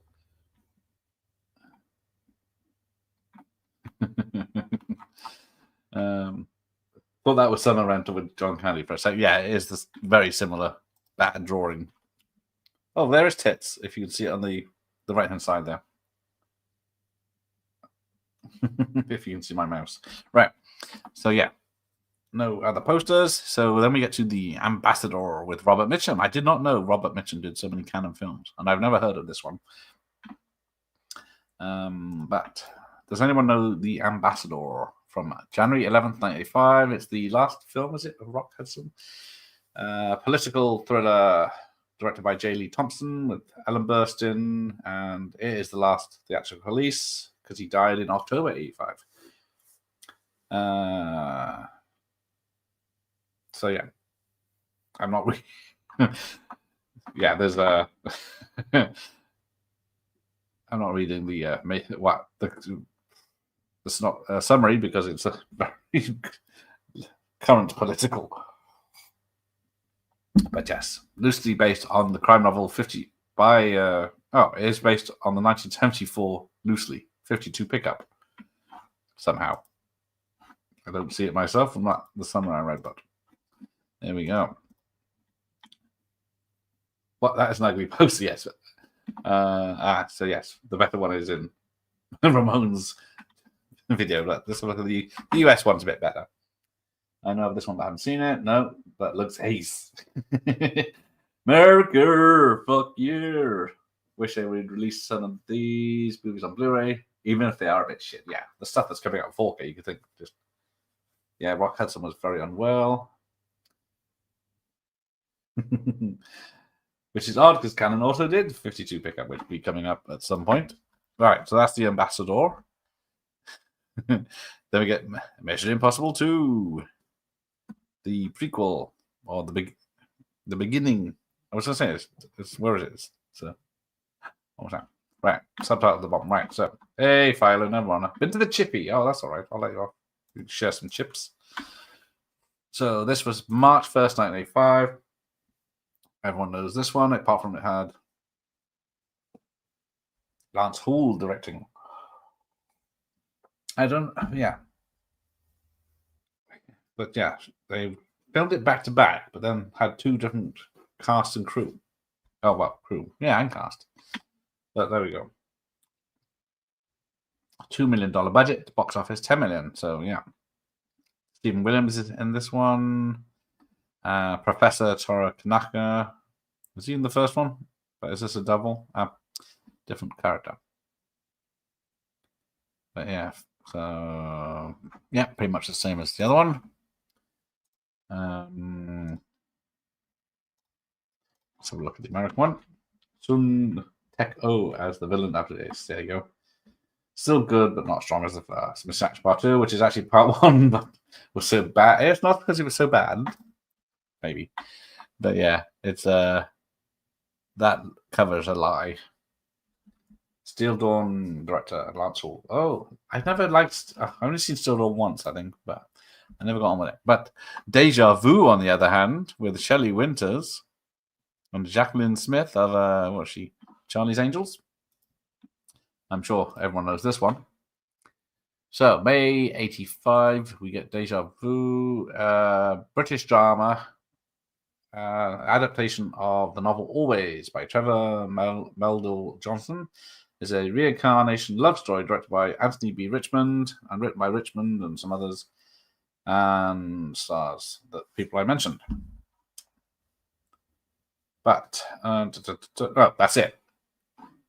Doesn't say anything about it. Let's have another look. A writer who believes that he was reincarnated believes that his present fiance possesses the soul of his fiance in a previous life, a ballerina. So, yes, not going to be running out to get that one. Haven't we seen this before? Fell for that one. But yeah, none of these posters are saying watch this film. A supernatural thriller. I don't think it's probably as good as Dead Again, but here we go. And the Deja Vu jokes. Sooty's sweet jokes. Right, carrying on. There we go. The Azizi Underground with Ben Cross, Maximilian Schell, James Mason, Chow. But yes, this is PG, so I did have some hope until I saw that. But this is from May 3rd, 1985, is an Italian-American historical drama film written and directed by Alexandre Ramati. It's based on the 1978 novel, The Azizi Underground, The Priest Who Rescued Jews, which is based on a true life account. This during World War II. There you go. James Mason's final performance before his death in July '84. There you go. But yeah, so there we go. That's basically it. Received poor response from critics. They chose poorly. Right, but that is it. Terrific cast. None of the movie, but never seen it. PG boo. Yes. Oh, Jim's got brownies. But yeah. I can't imagine Mason's last film. Yes, looks pretty rough. Poor old guy to go into Canon film. I think most people do. But then we get to Rappin' with more Mario Van Peebles. But it's a PG this time. No Biggles. I have assigned to Biggles. Oh. Biggles, I think, might have been VHS released by Canon, but not Canon film. This is a 1985 American film directed by Joe Silberg, written by Adam Friedkin and Robert J. Litz, with Mario Van Peebles. The film is a sequel to Breaking 2 Electric Boogaloo, and it's also known as Breakdance 3. It also features Ice-T, who was in Breakdance 2 and Breaking, but unconnected to the previous two films and features differently characters and locations. So it's more of a companion piece to Breaking and entering the documentary. So Rappin' John Hood, an ex-convict, attempts to save his neighborhood from developers and hoodlums. And at the same time, one of the hoodlums' girlfriend, Dixie, persuades him to audition for a rap recording contract. Their interactions develop into a relationship. We have Eric LaSalle's in it. That's about it. And Mario Van Peebles rap dubbed by Master G of the Sugar Hill Gang. So there you go. Well worth seeing this one. You can't have the words rap and music in the same sentence, as far as I'm concerned. Still need to see this classic. Yeah, exactly. Yes, Mario Van Peebles went on to better things, didn't he? Like Posse, as Ace says. It's okay. It's more like Beat Street the Breaking. That's the one I'm trying to think of. But this is when shit gets real. Nick Nolte and Katharine Hepburn, Grace Quigley. I really want to know if anyone knows this one. This very interested. It's also known as The Ultimate Solution of Grace Quigley, American black comedy with Katharine Hepburn and Nick Nolte. Directed by Anthony Harvey, is noted for being Hepburn's last leading role in a film for the big screen, as well as the last appearance on stage or otherwise of Walter Abel. Set in New York City, an elderly widow is not long for this world, but survives repeated attempts to do herself in. She contacts a hired contract killer to end her life and also asks him to kill other lonely old people. She sees these acts as mercy killings, not murders. But yes, please let me know if there's anyone that's seen this film. I remember absolutely nothing about it. Okay. Yeah, Nick Knowles. Yeah. Katharine Hepburn, exactly. Really nice cover though. Yeah, not seen this. No, real surprise. Want to watch it. That's a nice cover. Yeah, never seen it. Nick Nolte is a hitman working for. Am I the only person who saw Grace Quigley at the theatre? I think you are the only person that's seen it full stop. But even if I had seen it, I wouldn't admit it. Oh, well, that's the British cover. So let's move over to the fucking American cover.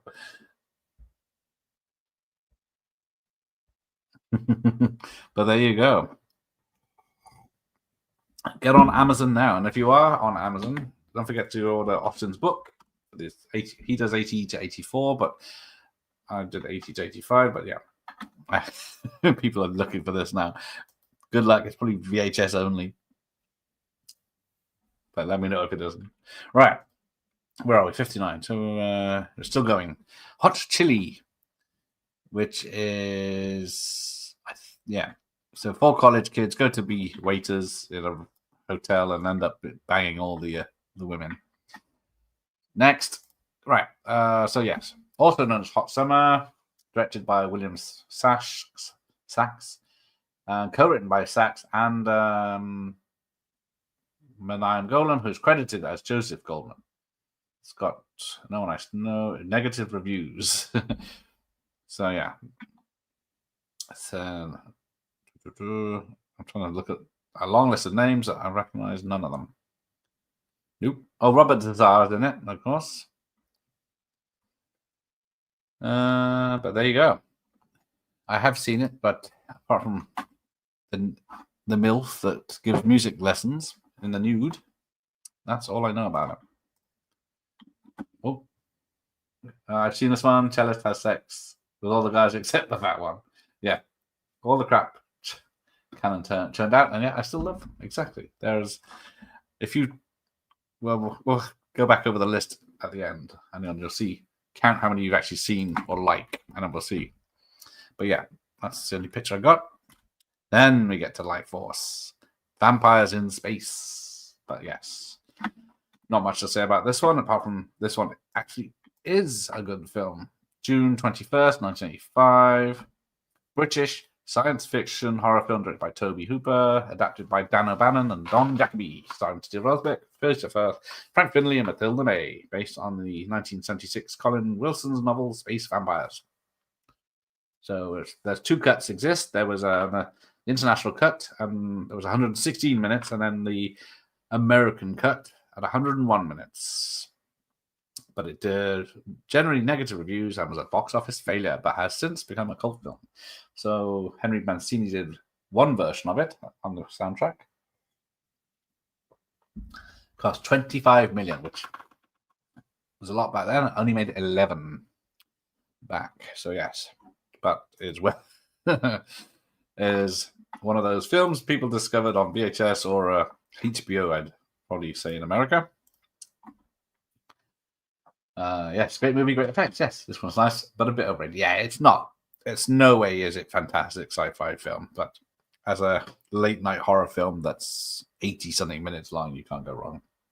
Matilda has the perfect tits. Yes, 19-year-old Matilda May was a model, French model who spoke no English, basically, and spent 90% of the time on set naked and had no problem with it. Very attractive lady, yes. Oh, Jim saw this at a drive-in, and the crowd loved Matilda. Lots of cars. Yes, nice. Love to go to a proper drive-in. But yeah, there's the British poster, which is, I think that's the original release. It's the same as my re-release. But the American poster, a bit more PG. But yeah, there you go. Loads of extras, including an interview with Matilda. She was naked. I totally didn't see that. Must have been too focused on the story. I know you would be, Josh. Hey, ski big lean. There you go. Right. Oh, hang on. That's all right. Right. So then we get to Thunder Alley. Right. Let me check my listings.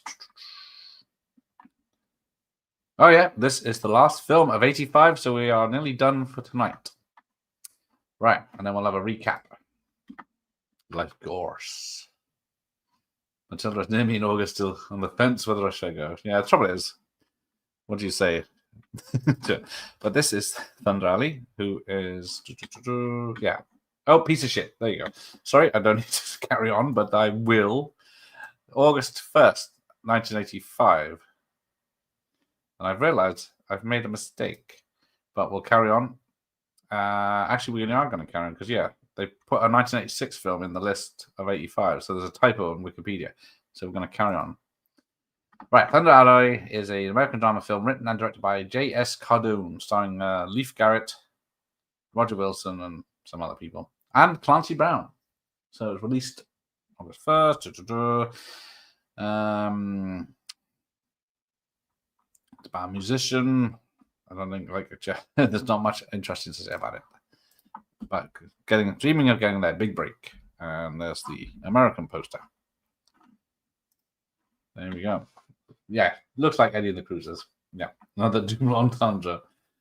Yeah, Wikipedia wrong. Yeah, fisted me out of this, but luckily, faint heart never won fair maid. Oh, actually, I did carry on. Hang on. There's a. No, it's all right. I did subconsciously notice the problem. Right, there we go. So we get more smut with Salome, a steamingly sensuous fantasy stripped bare of all its inhibitions. So let's have a look at because you guys are interested in the story of this one. This is the other covers are a bit more risque. There's a French-Italian drama directed by Claude D'Anna and starring Joe Ciampa. It's an adaptation of that 1891 play of the same name by Oscar Wilde and was entered into the 1986 Cannes Film Festival. Yeah, it's a religious film and then goes X-rated pretty much. Yeah, there's not much to it apart from that. That's the British poster. And that's the American one. I don't know. Does it have? Oh, it does have the beefcake in the background, just a bit less obvious. Let's see if anyone's heard of this. No, never heard of it. Even Jim's not heard of this one. Right, okay. Let's have a look. Next one, then. American Ninjas. Cultural appropriation started in 1985. But yeah. Yeah.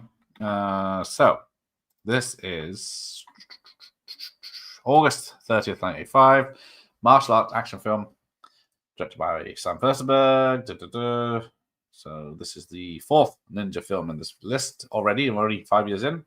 Mixed reception, was a financial success and is now considered a cult film, of course. $1 million budget, made $10 million domestic. But it does have Judy Aronson in it, Steve James, and it says Richard Norton as an MP, the late great Richard Norton. And of course, Stephen Lambert doing stunts. But yeah. Pretty cool. Very over the top posters. Minimalist, but over the top. 10 million. The love interest was Super Hot from Weird Science. That it is. That's a yes. Uncredited Richard Norton. Yes, bless him. I like cultural appropriation. Really unites us all. Behold the glory of Dudikoff. Straight from Bachelor Party to this. But yeah. Then, I did have, yeah. There are some edits I missed, but I couldn't be bothered. But this one was an obvious one. So, our second Sylvia Kristel film of this deck list so far also has Olivia Tobias and Christopher Casanova in. But this one's a lot more sweaty. Yeah, Ramon's boasting. Oh, it's called American Fighter in Germany, of course, yes. Oh, Sylvia Kristel was so messed up on drugs in this movie, she could barely keep her eyes open. Oh, dear, that's a shame.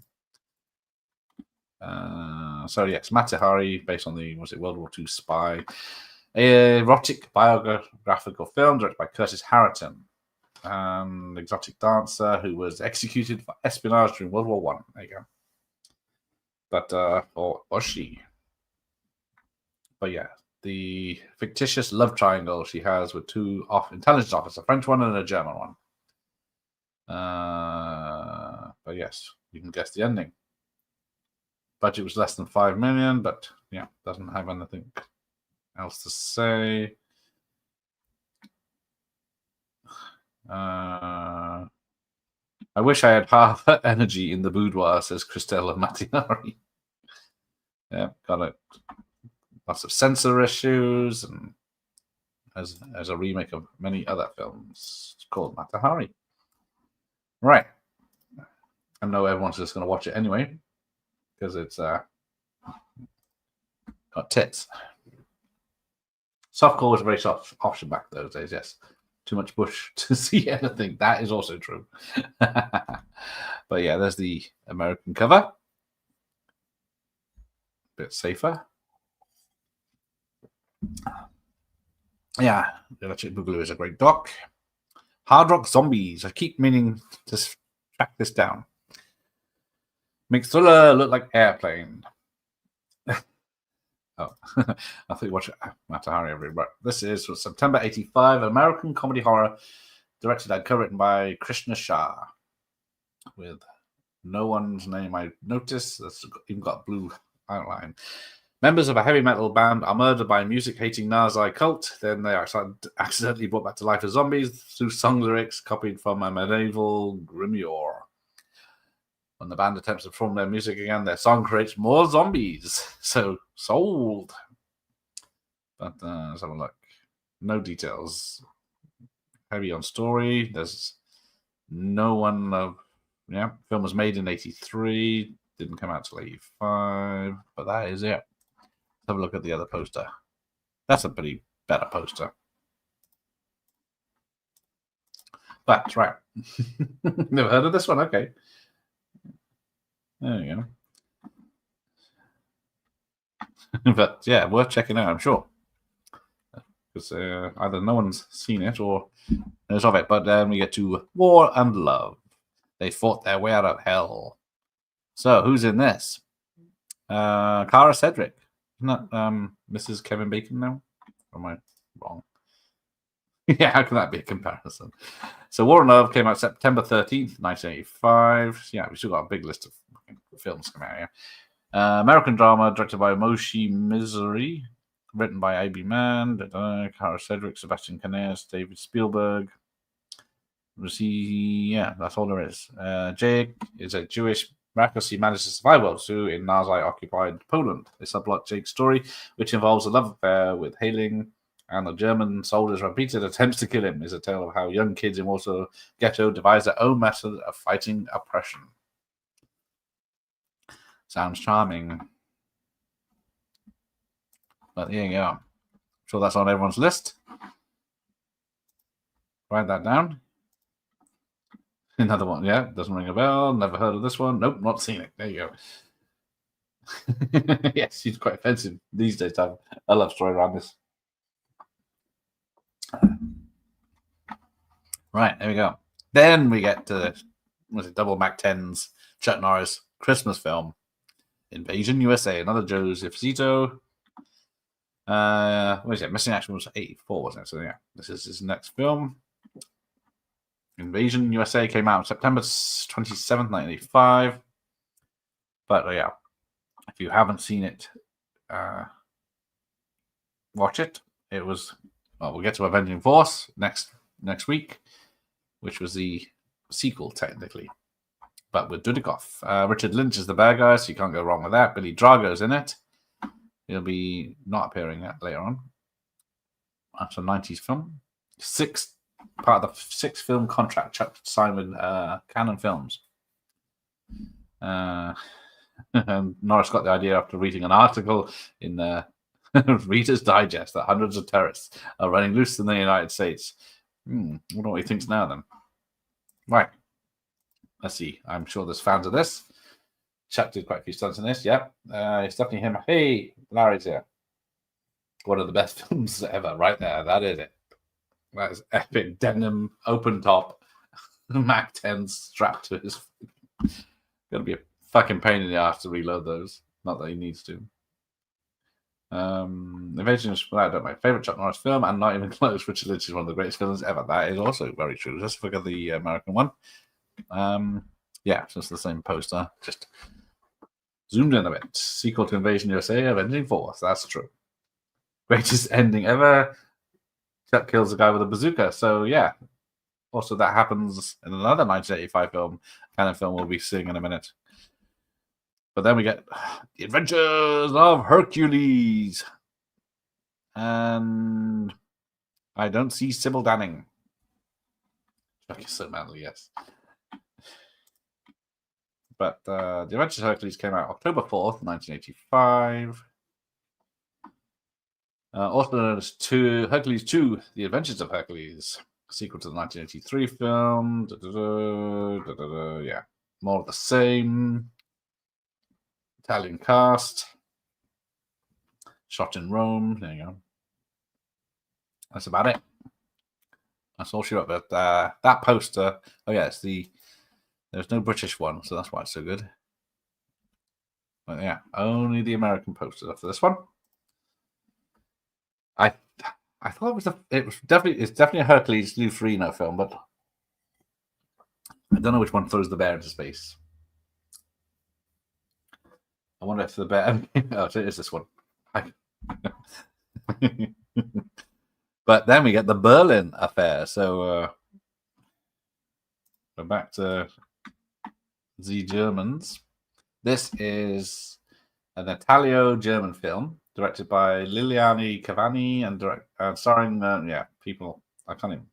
Set in 1938, she's the wife of a rising Nazi diplomat, fall in love with the daughter of the Japanese ambassador and an artist. Her husband finds out, they move to break up the affair. However, he falls in love with Mitsuko himself, leading to an intervention of officials higher in the system. The film is based on the novel Quicksand by Mr. or Mrs. Tanizaki. But there you go. It's nearly over 2 hours, came out in several years. But there we go. A lot of European people.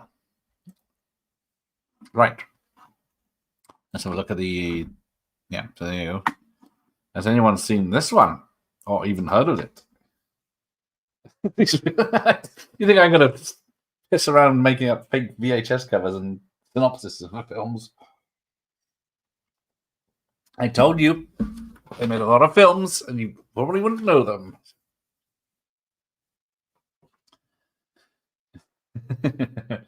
There you go. Right. See, bloody Ramon's accusing me of making films up. Professor Macabre accuses me of making films up when I have evidence.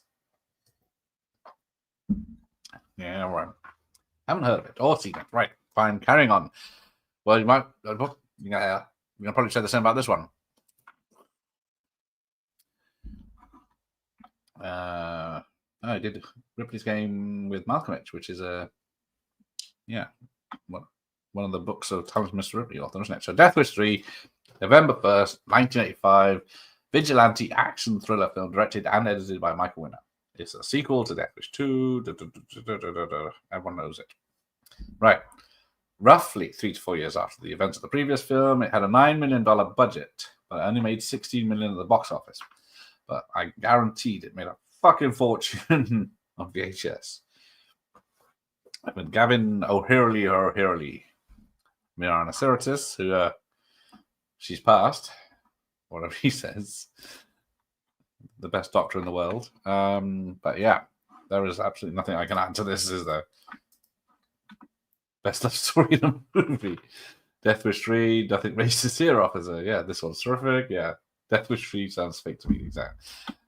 All punks, aren't you? When I was understatement, it lives free in my head. Yes, we will raise a glass for the giggler.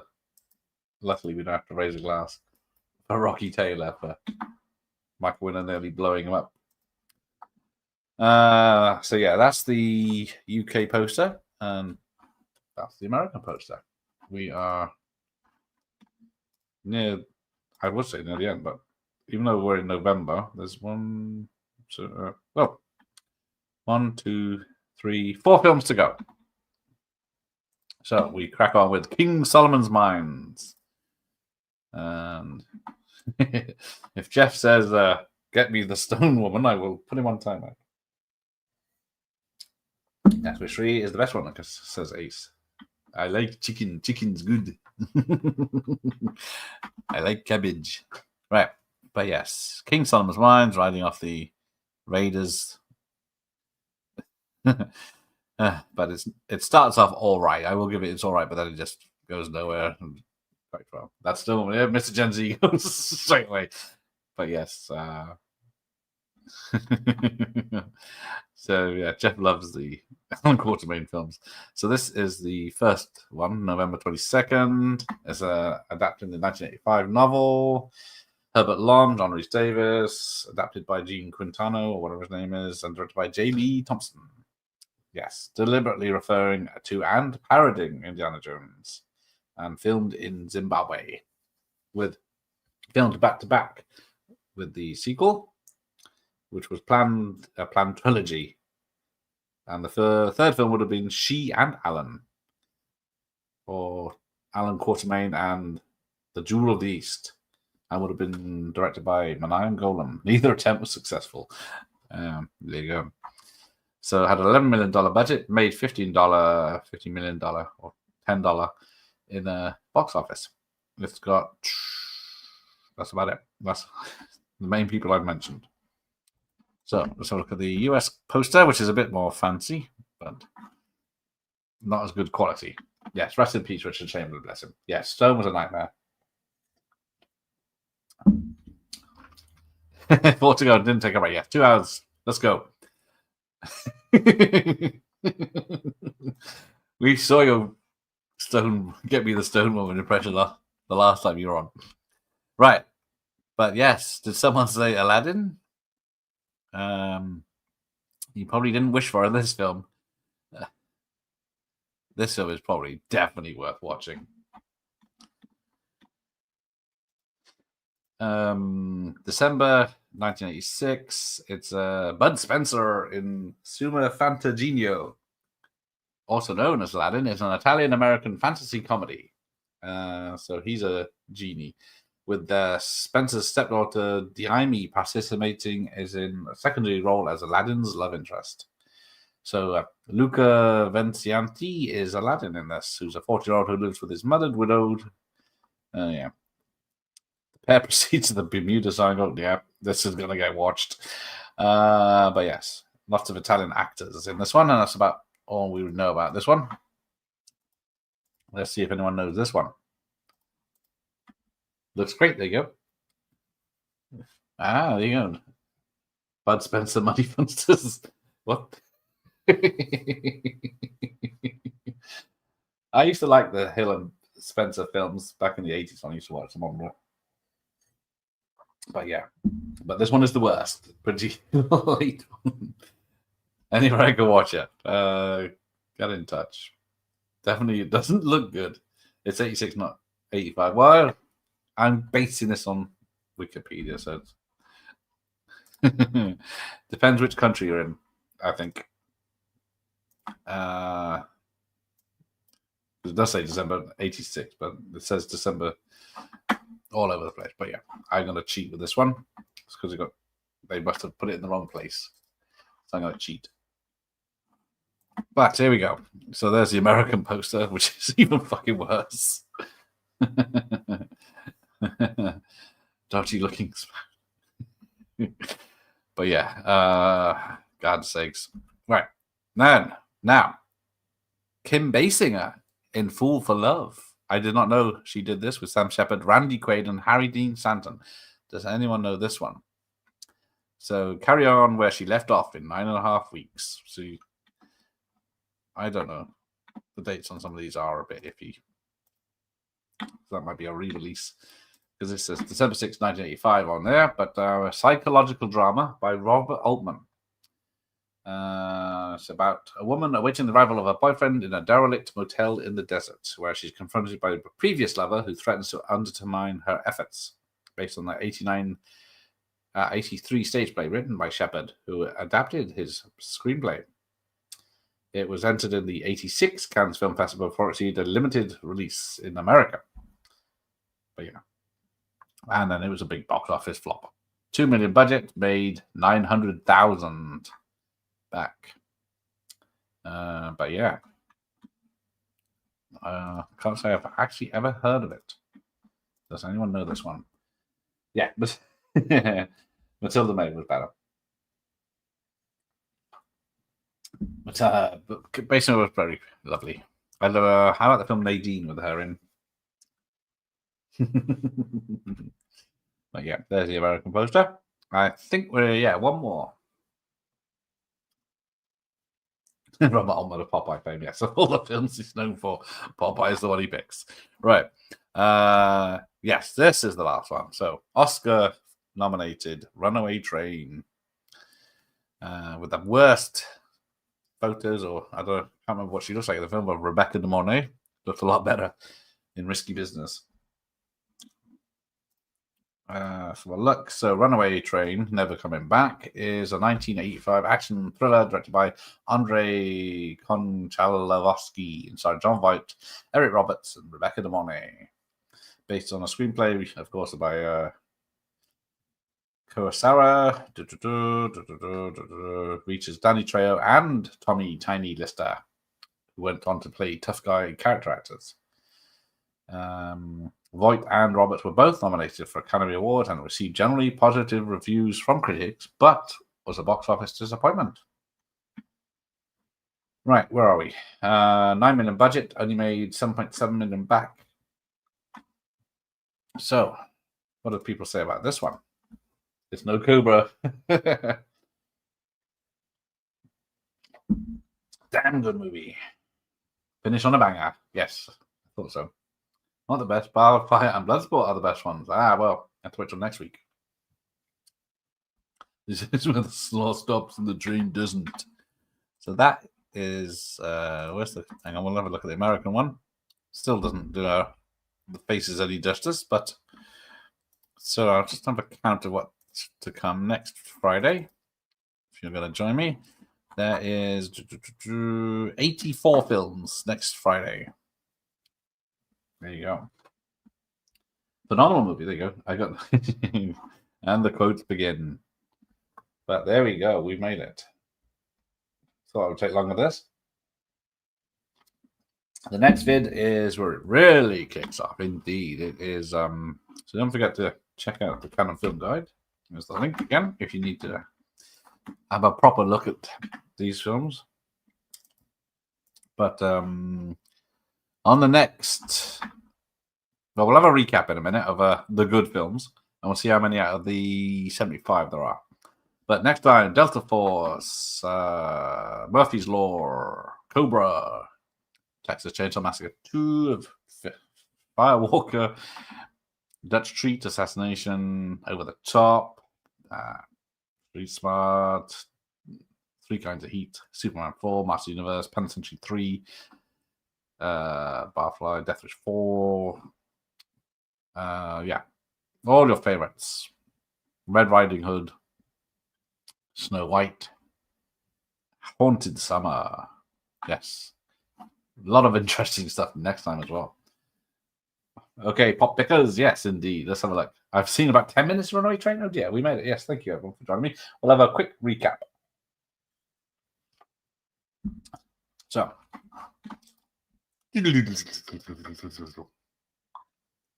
Uh-oh. Operator's upsetting Josh. I think next week we will have seen a majority for sure. But I wouldn't bet on it. That was just me picking out 1 out of every 10. Dutch Street Son, the Dutch Girl Band, the Dolly Ducks. Yes, exactly. The girls are lovely, but the film is terrible. Right, so let's go quickly. I'm going to try and count how many I actually know of. Like, no. Technically, yes, but it wasn't a really good film. Happy Hour, yeah, I guess I've seen that. Schizoid, I have seen. Seed of Innocence, I haven't. I haven't seen Miss Dr. Heckle and Mr. Hype. I've not seen The Apple, but I do know of it, but I'm not going to count it. Neo as Evil, I have seen. Hot Bubblegum, I will see. Silent Night, bloody night. I may have seen it, but I can't remember anything about it. So I'm not going to count it. Enter the Ninja, so that's 6. Body and Soul, never even heard of it. X-Ray, I have seen, so that's 7. Haven't seen The Popsicles. All Boys Takes Girl. Or The Secret of Yolanda. Death Wish 2. Of course, everyone knows that. I don't think I've seen that version, so I'm not going to count it. I have seen that, and there's a hard wank at the second half. Haven't seen Championship Season, All Private Maneuvers, or the Hercules, Gladiators films, sorry. No worries, Ramon. Treasure of the Four Crowns, I think I've seen it, but I can't remember a fucking thing about it, so I don't think it was that good. Bronson, so that's 10 in 10 to Midnight. Nana, I haven't seen. Probably House of Long Shadows, I've seen. Hercules, I haven't seen. Young Warriors, I haven't seen. Revenge of the Ninja, I have seen. Wicked Lady, I have seen. Baby Love, no. Over the Brooklyn Bridge, no. Sahara, yes. That's 14. Break In, of course. 15. Making the Grade, unfortunately, I've seen that. Soldier of the Night, not seen. Naked Face, I've seen. So 17. Audible Innocence, I probably seen. I can remember a fucking thing about it. I haven't seen Almost Crazy. Have seen Sword of Valiant with Connery. Not seen Love Streams. Have seen Bolero, fucking unfortunately.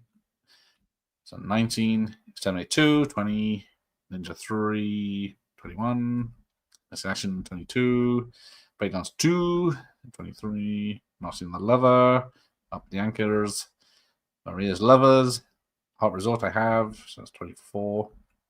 That's Ambassador, no. Missing Action 2, 25, Not Seen Deja Vu, or have I? Or the CZ Underground, Rapping, no. I need to see Grace Quigley. Hot Chili, that's what I have seen, yes. 26. Glide Force 27. Thunder Alley, no. Saloon, no. American Ninja, yes. That's not 28. Matahari, no. Wild Rock Zombies, no. War and Love, no. Invasion USA, yeah. That's not 29. Hercules, no. Berlin Affair. What's that? 30 for Death Wish 3.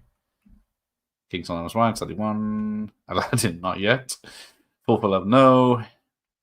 Runaway Train, yes. So 32 I've definitely seen out of 75. So there you go. Yes. Yeah, there will be the canon fairy tales. There's quite a few that seem to be all in the second half of the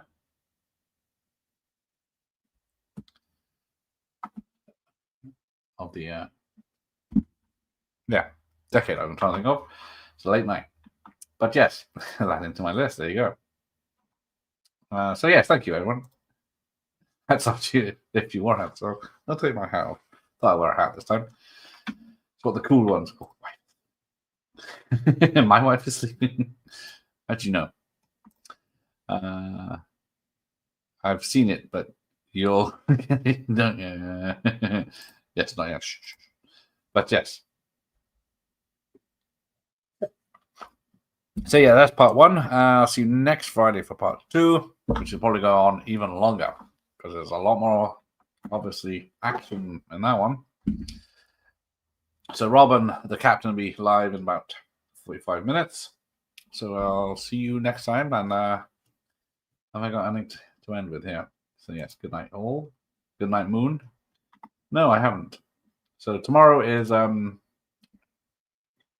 90s horror films. Chow. Yes, let's have a Chow. That's a good one to end on, isn't it? Thank you, Hefe. Oh, have I deleted it? Looks like I've deleted my Chow. Oh no, there it is. It's not under Salem, it's not Chow. Right, so later, dude. Good night. Thank you, everyone, for joining me.